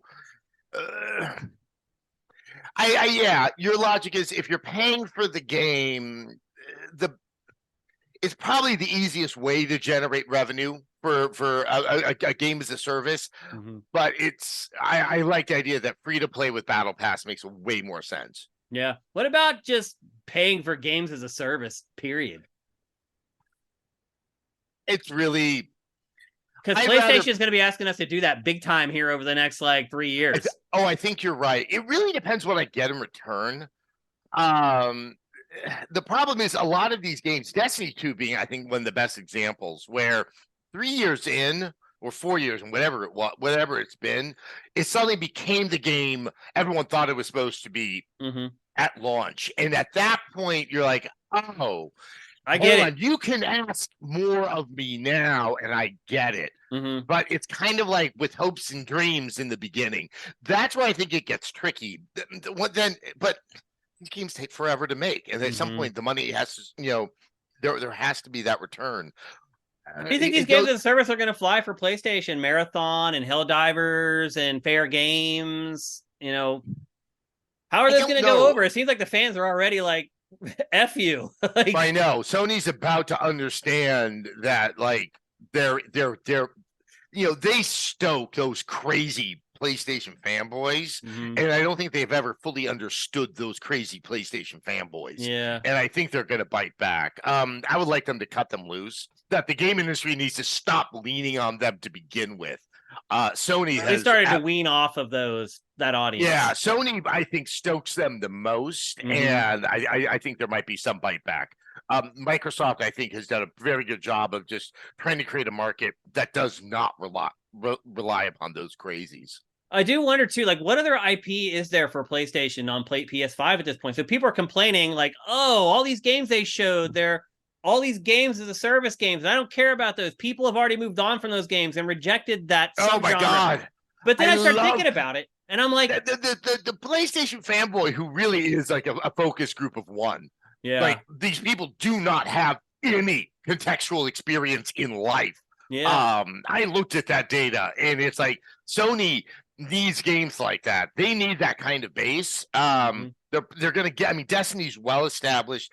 I have faith in Bungie because they've worked so hard to get to where they are. They know the alchemy almost. You know, I don't know who might know it better. Some elements of Blizzard, I think, has that. New IP, that's I think Sony's biggest challenge. Like Ghost of Tsushima was a real lucky blow for them. Yeah. They struggle with a lot of new IP. But it's like, so what IP is there though, is my question. So people are like, these games as a service games suck. I don't care about them. I don't want to play them. I want big Sony quadruple A. It takes 7 years to make those games. But it's not even about that. It's like, okay, what? Killzone? Yeah. SOCOM? Like, what's left, Adam? That's my question. Well, like, it's also Bloodborne. Okay, I'll give you Bloodborne too. People need to figure out also what Sony makes money. Sony doesn't make money on those wonderful games they make.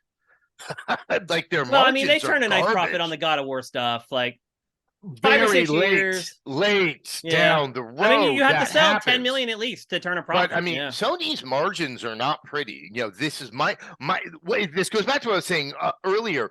Microsoft can be very successful without being number one. Yeah. And it's third, and it's still Sony surviving. Can have really nasty numbers and be number one.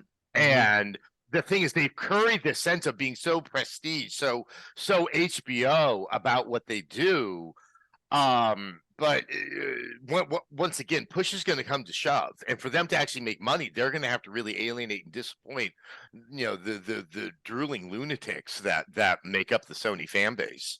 I think what we're realizing is that for a long time, Sony skirted along by securing exclusive third-party games.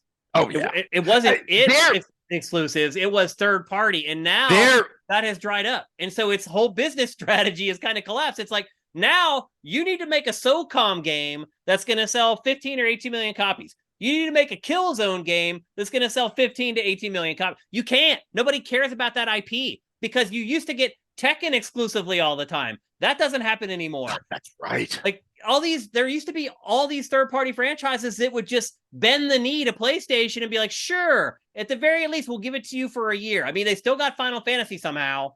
I don't know what Square Enix is taking. Because I don't think Final Fantasy is as strong a brand as it once was. Yeah. That, you know, I mean, it would have been good for Microsoft to have it, but I don't think it's game-changing. Well, I mean, not like Call of Duty. Call of Duty is very important. You're right. You know, back when Sony, excuse me, I'm going to just wipe my eye there. Sure. When Sony was making its arguments about how bad the acquisition of Call of Duty was going to be for Sony was also kind of saying, we suck. Yeah, they were. They were basically admitting that we and I was really shocked that they were saying something like that. PlayStation was saying, we can't make a good shooter. Well, but they're also saying, we don't have a franchise. We don't own anything at the Juggernaut level. Well, look, they tried. They tried with Resistance. They saw what Call of Duty was becoming, and they're like, okay, but it just wasn't. I mean, it's just they're like, not we're going to put one of our best second-party studios on a shooter, and they put Insomniac on it, and Insomniac couldn't make a shooter that could compete either. So because also Call of Duty is, I don't understand the appeal of Call of Duty, but it's. I mean, I don't understand the longevity. It's the most accessible shooter. Yeah. Everybody can pick it up and people play do it. It's almost like people aren't trying to reinvent basketball every year. Right. It has become a sport. Taken on that particular type of role. That's really the strongest argument Sony has, but they're just saying that they're not good enough to be able to finance or, you know, something of that nature. It's interesting. Yep. So anyway, there you go. I don't know how we got on that tangent from Crash Team Rumble. Well, you know what? Because Crash Team Rumble only offers up that much. But see, that used to also be a PlayStation exclusive as well. Like a PlayStation used to get all these exclusives, like, and that was a first party when it leaked exclusive before they owned Naughty Dog. Right. There's the real irony. How bizarre is that, by the way? Naughty Dog sells it off to Universal, and now PlayStation owns Naughty Dog, and it doesn't own Crash Bandicoot anymore. Anyway. But making a game that only the oldest among us, which is you and me, can see the what is still Crash Bandicoot in that. Yeah, it's absolutely true. Yep. So anyway, there you go. That's Crash Team Rumble. I do not recommend buying it at all, and I have a feeling in the next couple of months it will be free to play and will be tweaked, and by then I will recommend that all of you guys give it a go because they do have something there. It's just not quite there. Next up, we're gonna finally allow Adam to talk about some games that he's been playing. It's been all me on this episode, me blathering on. And you guys, once you showed up and you knew Adam was here, you guys want to hear from Adam. And I do too. So I asked Adam, a couple games that he's been playing recently that he'd like to talk about. And no surprise, the two games that he wanted to discuss were The Legend of Zelda, Tears of the Kingdom, and Diablo 4. So let's start with Tears of the Kingdom, Adam. Yep. I think we've already established through the episode that you like Tears of the Kingdom at least a little bit more than I do. Yeah. I like it. I'm enjoying it. I go back to it every day. I think about it a fair amount when I'm not playing it, which is an interesting thing. I mean, that's generally the sign of a pretty good game. Yeah. But having said that, I really didn't like Breath of the Wild. Like you didn't like it at all? No, the way I described it is it's easy to admire and almost impossible to enjoy. It was that's a good way to describe it. That what I feel the same way about Tears of the Kingdom, honestly. Yeah, that I understand. It's so neat that they were able to pull off the way that with only these simple skills, how it's so applicable throughout the world. Mm-hmm. But it just, I was like, okay, but I don't know. I found a lot of it annoying, and I'll say I found it very annoying.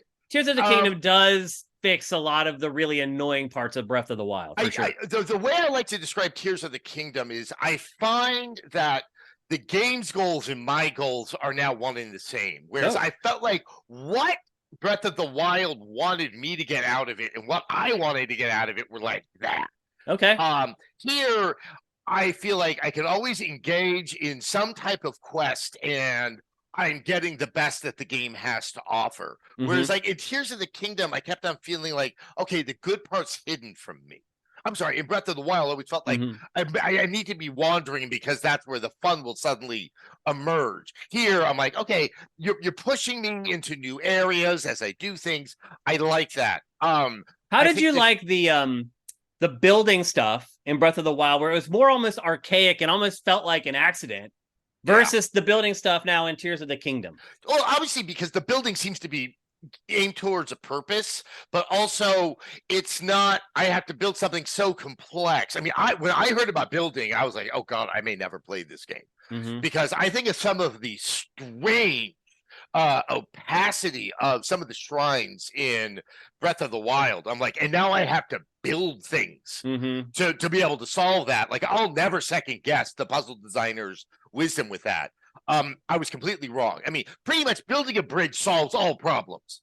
But if you want to have fun with it, the fun is there. And I'm like, that was the right balance. So that's my question for you. Do you have fun with it? Because I found myself building the ramp. I barely build. But, I love helping the dude with the sign. No, yeah. Because they're very simple. And you can do those in like a minute. Yeah. Yeah, exactly. I'm kind of thinking, are they doing a physics puzzle, an interesting physics problem that changes just a little bit from each instance? And I'm like, oh yeah, okay, I get it. It flexes the same part of your brain with a much smaller commitment. And it helps. It's almost like it's good exercise for some of the shrine puzzles where the physics gets more complex. And or the few times where they do require that you build something more complex. Yeah, they don't do it all that often, but they do it every once in a while. Yeah, and but I'm also, as I mentioned earlier, I play it 3 hours a day at most. Wow, that's a lot though.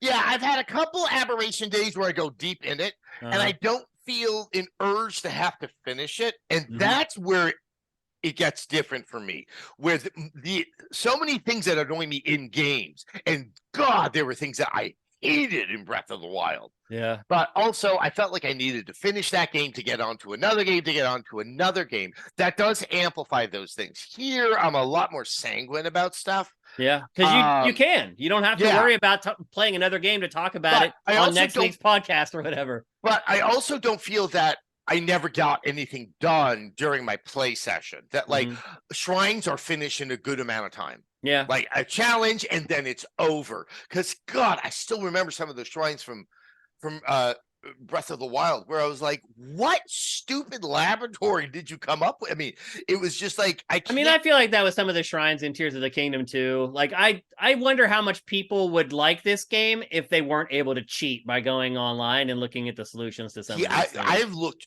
I think, twice. Really? So far. Yeah, and I'm about 65 in. And I have no compunction about checking. Wow. After I played it to talk about it on GameFace, I didn't go for help at all before I talked about it on GameFace. Yeah. And after that, I was like, okay, I want to just try to play this game for enjoyment. Dude, I did not give a crap if I went and looked at guides. Like, if I got to the point where I'd fiddled around with everything for like 10 minutes or whatever, and then I would go and like read the solution, and I'm like, who in the hell would ever think to do that? Like, it might be that I haven't found those shrines yet. I have not gone to look for a shrine that wasn't right in front of me, or that I couldn't see from a hilltop. Though how far along are you? How many of the beasts have you felled? Beasts? Yeah, well, the big bosses that you fight. Oh, only one. But okay. You're still very early in the game. Well, but I decided I wanted to do one type of side quest first. Okay. I have unlocked every tower, and I have gone to. I wanted to do the Lucky Clover. So I've been to every single the stables, because it's later in a game where I don't feel like new stuff. You know, earlier on, I'm happy to do the exploring, discover things, open up the map, get your travel points. That way you can start to. It makes everything else easier for sure. Yeah. And so I also noticed with the Lucky Clover thing, it was a good way to get introduced into certain facets of the game. Yeah. And I'm like, okay. Did your horses work?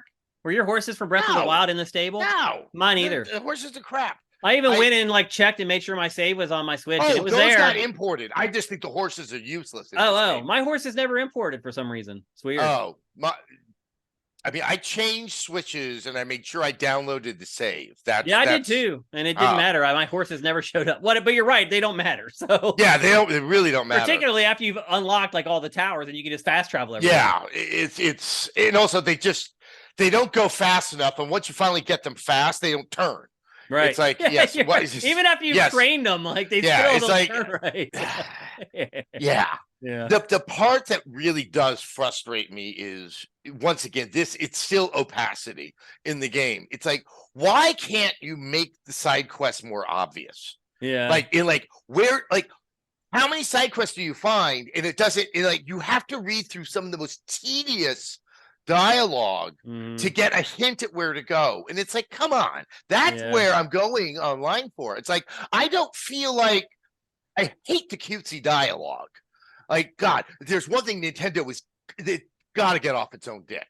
It is not that clever. But this game also goes back to who are you making the games for? Should you make him for the 11-year-old? Well, see, I have an 11-year-old godson who's very relevant for Diablo 4. He's always coming over to my place so we can play Diablo.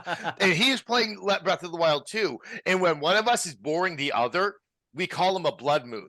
Oh. Because then we just go, it's a blood moon. It's there.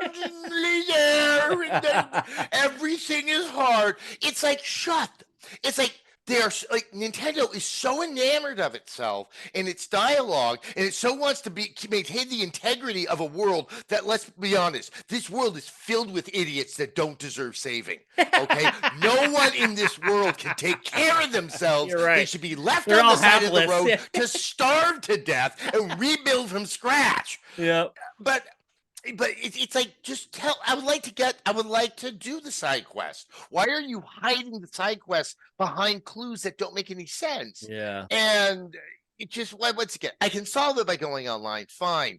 But the tedious dialogue and those things, it's like, I'm not paying attention. And look, most Zelda stories can just just twiddle off. Yeah. This one just strikes me as like among one of the most tedious. Well, Breath of the Wild didn't even really have a slow? story. At least this one kind of has one. It does, but everyone is talking so slow and important. We're an ancient race, so we have time to talk. Like, no, oh God, it's so annoying. Okay, so you talked about things that bother you about it, but you really like the game. So tell me the things. Yeah, so tell me the things that you really love about it. Yeah, I just there's always something to do that I find engaging. Okay, like that's what the first one just didn't have for me. This, it's like I put myself on a quest, just doing all the little things, and I feel that the side quests, especially like the Lucky Clover stuff, it pushes me into parts of the map that I haven't seen before.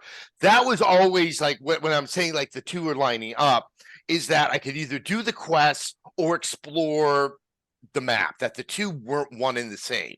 That here, everything I do, I think like, oh, I'm gonna like be able to see the nooks and crannies of this pretty neat looking and well-designed world. And in that regard, that's what I love the most about video games. That's why I always cite Ghosts and Goblins as my favorite game. Is, you know, I wanted to progress in the game, not because I wanted to score or to brag to my friends. I wanted to see what the next level looked like. Yeah. And this delivers on that. I also didn't. Breath of the Wild was pretty rudimentary. I felt like, you know, it's hot world, it's cold world, it's here there's an interesting sense of variety, and you're right, there's more gray in Tears of the Kingdom for sure. Yeah, and the quests, the side quests, once I figure out what to do, feel meaningful. Like everything most of them here, most of them are in the previous game was just like, get me 20 of these, get me this, get me that. I've only run into some of that. Adam, I am wondering if your strategy, and actually Matt did the same exact thing when he started playing Tears of the Kingdom. He just ignored the quests and just went and unlocked all the towers. Yeah. You did the same thing. I am wondering if that might be the ideal way to play, because for me, playing Tears of the Kingdom, it was bouts of the awesome stuff that you talked about that I also really liked, interspersed with like really annoying traversal, getting caught in like the mountain range where you're like climbing up and trying to figure some way to get up this mountain, and all the textures are just repeated over and over and over. And then finally you find a spot like where you get, oh my God, there's civilization again. That happened to me like over and over again, when I would just get lost. So it's like Skyrim. Yes, very much like Skyrim. Where I just get lost out into this almost like procedurally generated nothingness, and how do I get through these mountain That's what the underground is like, and that's I was struggling with that last night. And like I don't think this pitch black thing that is now reliant upon your economy of arrows to be able to illuminate, that seems, I don't, that's, it's so cumbersome. I cannot figure out how this was decided that is the right way to go. Remember Metroid Prime 2 is like that? It had the dark world where you had to find like these little umbrellas to hide underneath for like, and I hated it for that. I mean, it's a really weird decision. I don't really know how much this underground world plays into this. You don't need to play it that much if you don't want to, honestly. Yeah, I know that I learned from Alexandria Ocasio-Cortez on Blue Sky talking about how she finally discovered the auto builder, and that's if you do this one mission down, and that's why I didn't discover that either. You know, and Matt was like, "Oh God, you played the whole game without the auto builder," and I was like, "Yeah, I did." Yeah, so that's what I'm doing right now, and then I'm gonna. Yeah. But I mean, so wait, AOC gave you a pro tip? Yeah, I know. Did that really happen? Yeah, really did. She didn't give it to me personally. I caught her mention. She's pro tip about Zelda. I saw her on Blue Sky, and she skated that. She's like, oh my God, I just discovered there's an auto builder in Zelda. You're on Blue Sky? Yeah, I just got on. Let's be friends. Yeah. I have like no friends on there yet. Oh yeah, I'm up. I'm on there. Yeah. I am Shane Satterfield. I got rid of Dinfire for Blue Sky. So okay. I don't feel like I'm fighting the game. At the end of the day, that's really, and I like almost all the Nintendo games as of late. I feel like I fought Odyssey. I like that hideous Metroid game that all the kids came crying to me about. Yeah. I think ultimately, though, a lot of those kids wiped their tears away and was like, you know what? Adam was right. I don't think posts now that the dust has settled on that game. Like Chris Penn in Reservoir Dogs, like, don't point that gun at my dad. I'm like, no, just because it's Nintendo doesn't mean I'm going to go soft on them. Yeah. And I remember somebody made the argument to me. It's like, well, they might not make another Metroid game. I'm like, I don't care. If they play like this, I don't want another game needs to be called a bad game. They're not going to cancel Metroid Prime 4. That's not happening. Yeah. But it works. You like playing in the sandbox, basically, I guess is what you're getting at. No, but it's more because I'm doing it at my own pace. If I felt that you're not the games journalist anymore that needs to finish it and move on. If there was a sense of urgency with this game, so much more of it would have been annoying me. And when I was reviewing, I always struggle to try to put that side of me. It is difficult. It's hard. But I find it very enjoyable. It'll be interesting what happens, I would say, in the next 2 weeks, because I would say in the next 2 weeks, I think I need to see signs that it's going to end. Like, you've only beaten one of the beasts so far. You got a ways to go. I mean, the first one, the wind one, like Dorito Village, that was a 2-day effort. At 3 hours a day. It'll probably to beat the boss or just to finish the whole stage with the whole stage. Yeah. It takes a day for sure. Yeah. So, I mean, that's what I'm expecting to do with the other two. I don't know how much further the game goes. The Gorons, they're maybe a little more than a day, but. But you're right. Roughly a day for each one. Is that the Lady Town or is that the Rock Town? The Goron's the Rock Town, yeah. Generally, the one you're supposed to go to second, by the way, if you didn't know already. I found that one so annoying, and well, you have to get Breath of the Wild. You have to have a very specific piece of clothing, or you can't even start it. So that's what I assume. And that's part of that annoys me about these games is that I am, and this is what I wanted to get to. Why not just go back to the old style itself? Yes, that's what I've been saying all along. Why? How do you feel about there being no dungeons in the game? I mean, you missed them. This feels more like a dungeon than Breath of the Wild, I guess. It's more, I mean, also a logical flow of progress. The fun of it was, I think the reason why I call these dungeons is it's testing me on one thing, like wind. It's like, okay, like I gotta think wind. Whereas in Breath of the Wild, it was, here's some shit that we cobbled together in this. But if you remember the old dungeons, they build on stuff. Oh, and I love that. You'd finish the first dungeon, you get something at the end of it. Then the next dungeon, the first half of it, you use that thing and you get good at it. And then they start bringing in the other things that you already had. And then that just folds If they on never itself. made this open world Zelda, I don't know if I would be saying, God, I wish there was an open world Zelda. The problem was they did the space of time between Twilight Princess and Birdie one. Which one was that? What was it called? Skyward Sword. It was too short. And so the similarities between them became so evident. It wasn't that they need to change up the format. They need to change it up a little bit. Yeah. You don't want to just keep doing the same thing. But it's like they took that show to heart, spent too long to make something that it's great in theory, it's neat in practice, but it doesn't feel essential. Yeah. And if you took a lot of this extraneous stuff out of it, what you would get in return is, I think you would have more fun, quirky characters.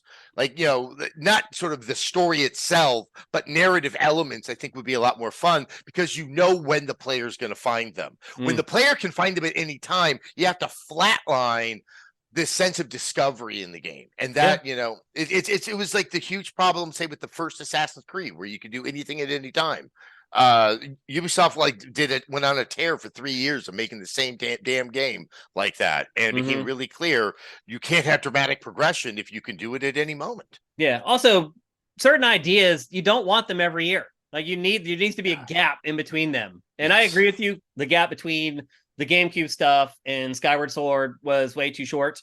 And I didn't really like Skyward Sword anyway. I didn't like no one. I mean, I know everybody is reconsidering games. Everyone's like, Skyward Sword is good and Mario Sunshine is good. No, they're not actually. Well, I think they are good. They're not great. Yeah, you're right. And I expect within their own, but it's one of those. It's like, no, we can sometimes be right in the past, and it's still right now. Yeah. So. All right, let's talk about Diablo 4. Now, yeah, I will admit, I think I'm pretty much at the end of Diablo 4. I got to a boss fight. No, not like, I'm not playing the end game or any of that thing yet. I'm just playing the campaign. Yeah. And I got to a boss fight that I just could not beat. Like, I'm playing as a necromancer, and I literally don't think it's possible to beat this boss as a necromancer unless I were to go off and like level up like a million times. Like, I need somebody to come in and co-op this boss with me. And I could never, when I was playing, I could never find anyone to come and help. And we do have like a little, like a sifted clan, like with a bunch of people. It's really? Yeah, but the timing has just never really worked out where I was like, I need to do this now. And there's somebody waiting in the wings to come and help me. And so I just stopped playing. I quit. And I haven't picked it up now for like 2 weeks, I guess. Well, I noticed a patch just came through in the last hour. So I don't know. I mean, you're about to hit on one of the most interesting aspects, which is, I think this is the best single player Diablo I've ever seen. Agreed. Yeah. But I've never plowed through a Diablo like this before, ever. Yeah.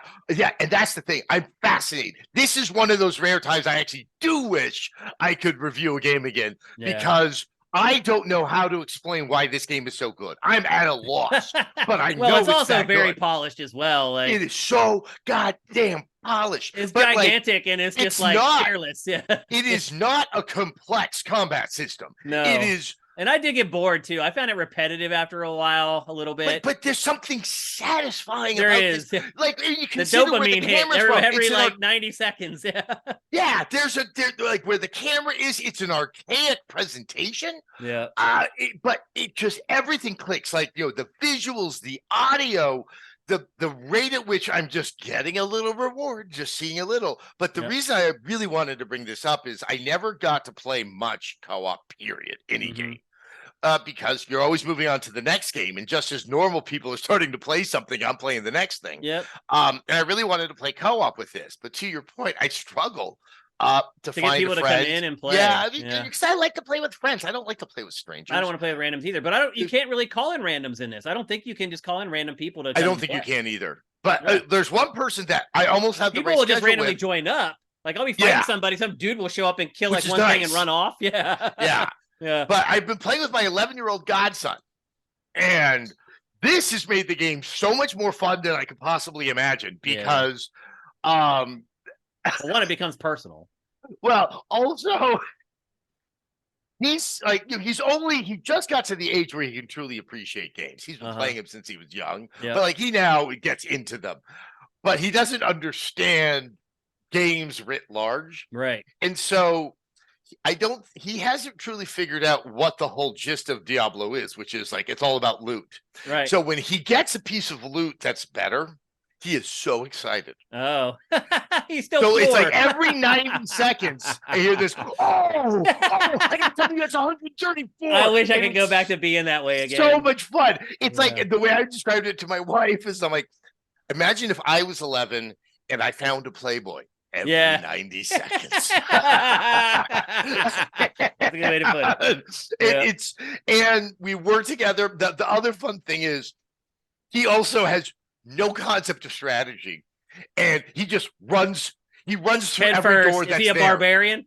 He triggers as many enemies as he can inadvertently and sends them right back to me. Yeah, he's the barbarian, and it's so funny because I will sit with him. I'm like, okay, we're gonna put the souls in this thing. That's gonna unlock the door there. We're not going to run through the door, right? Tell it to me. He goes, we're not going to run through the door. He just hears the door open and Pavlovian instinct kicks in and he runs through the door. It's so much fun. He can't help himself. Oh, I know. And it's that's what I'm realizing is the value of having a game that's so simple and traditional in its design is everybody can play it. And I think that's the other reason why so many people are playing this game right now. Yeah. And maybe like in lieu of something like Final Fantasy XVI, which is going to have a much narrower appeal, is that you can play with your worst gamer friends on the planet. Yeah. Like everyone kind of has a fair shot in this one. And it's a pretty simple game. And you never wonder where to go or what to do next. No. The waypoints are great. Like and the storytelling's good. Yeah, like compared way to better than it used to be. Well, compared to Zelda, Yeah. Where it's just like, we're gonna talk slow, and here they sound like characters, and they get through their dialogue efficiently, and it's just it is not. I did not think I was going to be playing Diablo 4 this year. I thought like, oh, it'd be nice if I can get to it, and then I heard people talking about it. I'm like, okay, I will. Started playing it, and I just like, I have one character for single player, and I have one character that I play with. Because I'm the sorcerer. Because I'm like, I'll do the work for you. You think that he's like, I'm not losing any health, but I'm actually doing the winning. Well, also when you're playing co-op, I guess like when I'm healing, he's healing too. So he never thinks he's actually losing health. So he thinks he's the best player on earth. Right. And I'm like, nope, that's me. That's me.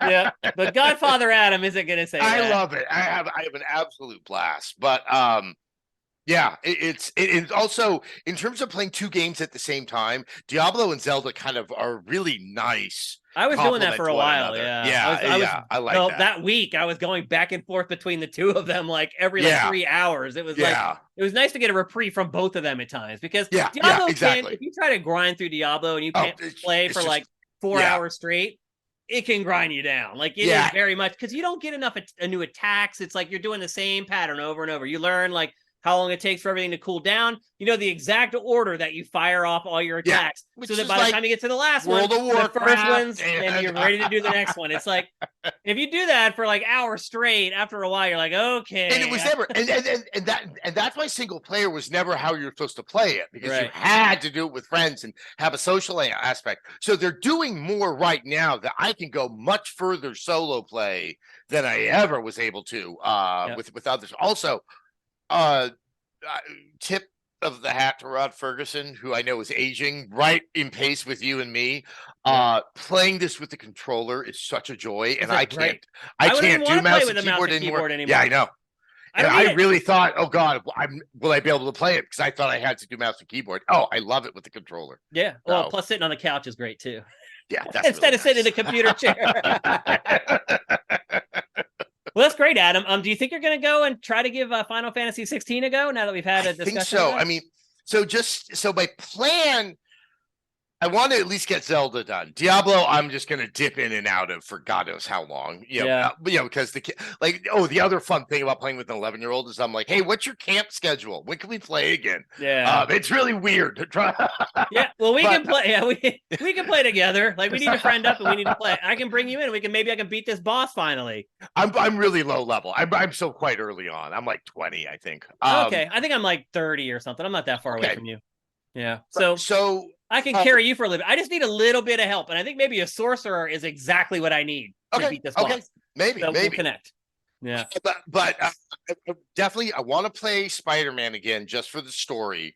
Also, just because I love that first Spider-Man game so much. I want to get ready for Spider-Man 2. And I have to play Alan Wake again ahead of Alan Wake 2. So those are my two those are the two other games I have to play this year. And I want to prep for them. You better do that before October, bro. Well, I got to do it before September because I told the wife that pretend I'm not here for a week. I might hire someone to come in and cook food. She's like, for me. Adam, I did that for 18 years. I know. And she realizes my wife is still doing it, Adam. And she hates Todd Howard games so much because she loses me. She's like, it's one of his games again. Yep, that's the way it is. Yep. So but if I can fit in Final Fantasy 16, you definitely got me interested. This sounds like an interesting one. I think you should give it a go. I think you'll be pleasantly surprised and then some that it has changed as much as it has. So cool. All right. Well, that's going to do it for GameFace episode 348. As I said earlier in the show, please support our sponsor if you can. Head to creamls.com/sifted. Pick up a bottle. You can go to Bevmo. They have links for Bevmo there. You can buy your bottle there. There's also a store locator to tell you where you can get it locally. Again, they are sifters. They are gamers. Support sifters. Support gamers whenever you can. Why would you support some gigantic liquor conglomerate when you can support someone like Adam and I? I mean, it's just that simple. And while you're at it, why don't you go and support people like Adam and I? Head to patreon.com/sifted. That's SIFTD. You can pledge $1 a month, $1 million a month, whatever you want. Every dollar makes a difference for us and helps us keep creating content just like this, so we can bring awesome people like Adam Sessler onto our shows. Adam, I just want to say thank you. I really appreciate my you pleasure. Not been doing this for a while, and you agreed to come on GameFace and talk with us. Always an illuminating conversation. I honestly don't want the show to end, but we've hit the end. Because I could talk with you about games forever. I could too. Which is why I probably need a hot dog in me. But thank you so much, Adam. My pleasure, man. I wish we could do this more often. So, maybe after the craziness of the end of the year, we can revisit. I can hop on with Matt as well because I haven't seen him in so long, and at least assess what the year was like. Yep. And you can get it from the perspective of a no longer a professional. Well, you're always going to be a professional, Adam. Let's be honest, bro. Oh dear, come on. It's the mark of Cain. You're like the consummate professional. All right. Well, listen, thanks to everybody for watching. I know this show wasn't live on Twitch. I think hopefully you guys understand why and you think it was worth it. We did miss having you guys because Adam, normally we do like a big Q&A session right now. And I know that our audience would it would almost be too much. Probably have a few too many questions as far as I'm concerned. Yeah. And I didn't want to spoil that you were on the show. I could have been like, Adam's coming on. Do you have questions for Adam? But I wanted there to be a surprise. Yeah, so I get it. But anyway, thank you again for coming on, man. My I love you like a brother. And love you too, man. You take care. Say hi to your wonderful wife. I will. And I will talk to you soon. And where can people find you, Adam? On Twitter and maybe on Blue Sky? Yeah, I'm on Twitter at Adam Sessler. That's the angry version of me. I'm also at Adam Sessler on Blue Sky. That's the really nice version of me. That sounds good. All right. As always, thanks to our patrons who make this possible. Thanks to all our audience on YouTube, the people who are watching or listening to the show out on all the podcast services. You guys matter too. So thanks for everything. Thank you again, Adam. GameFace is up and out.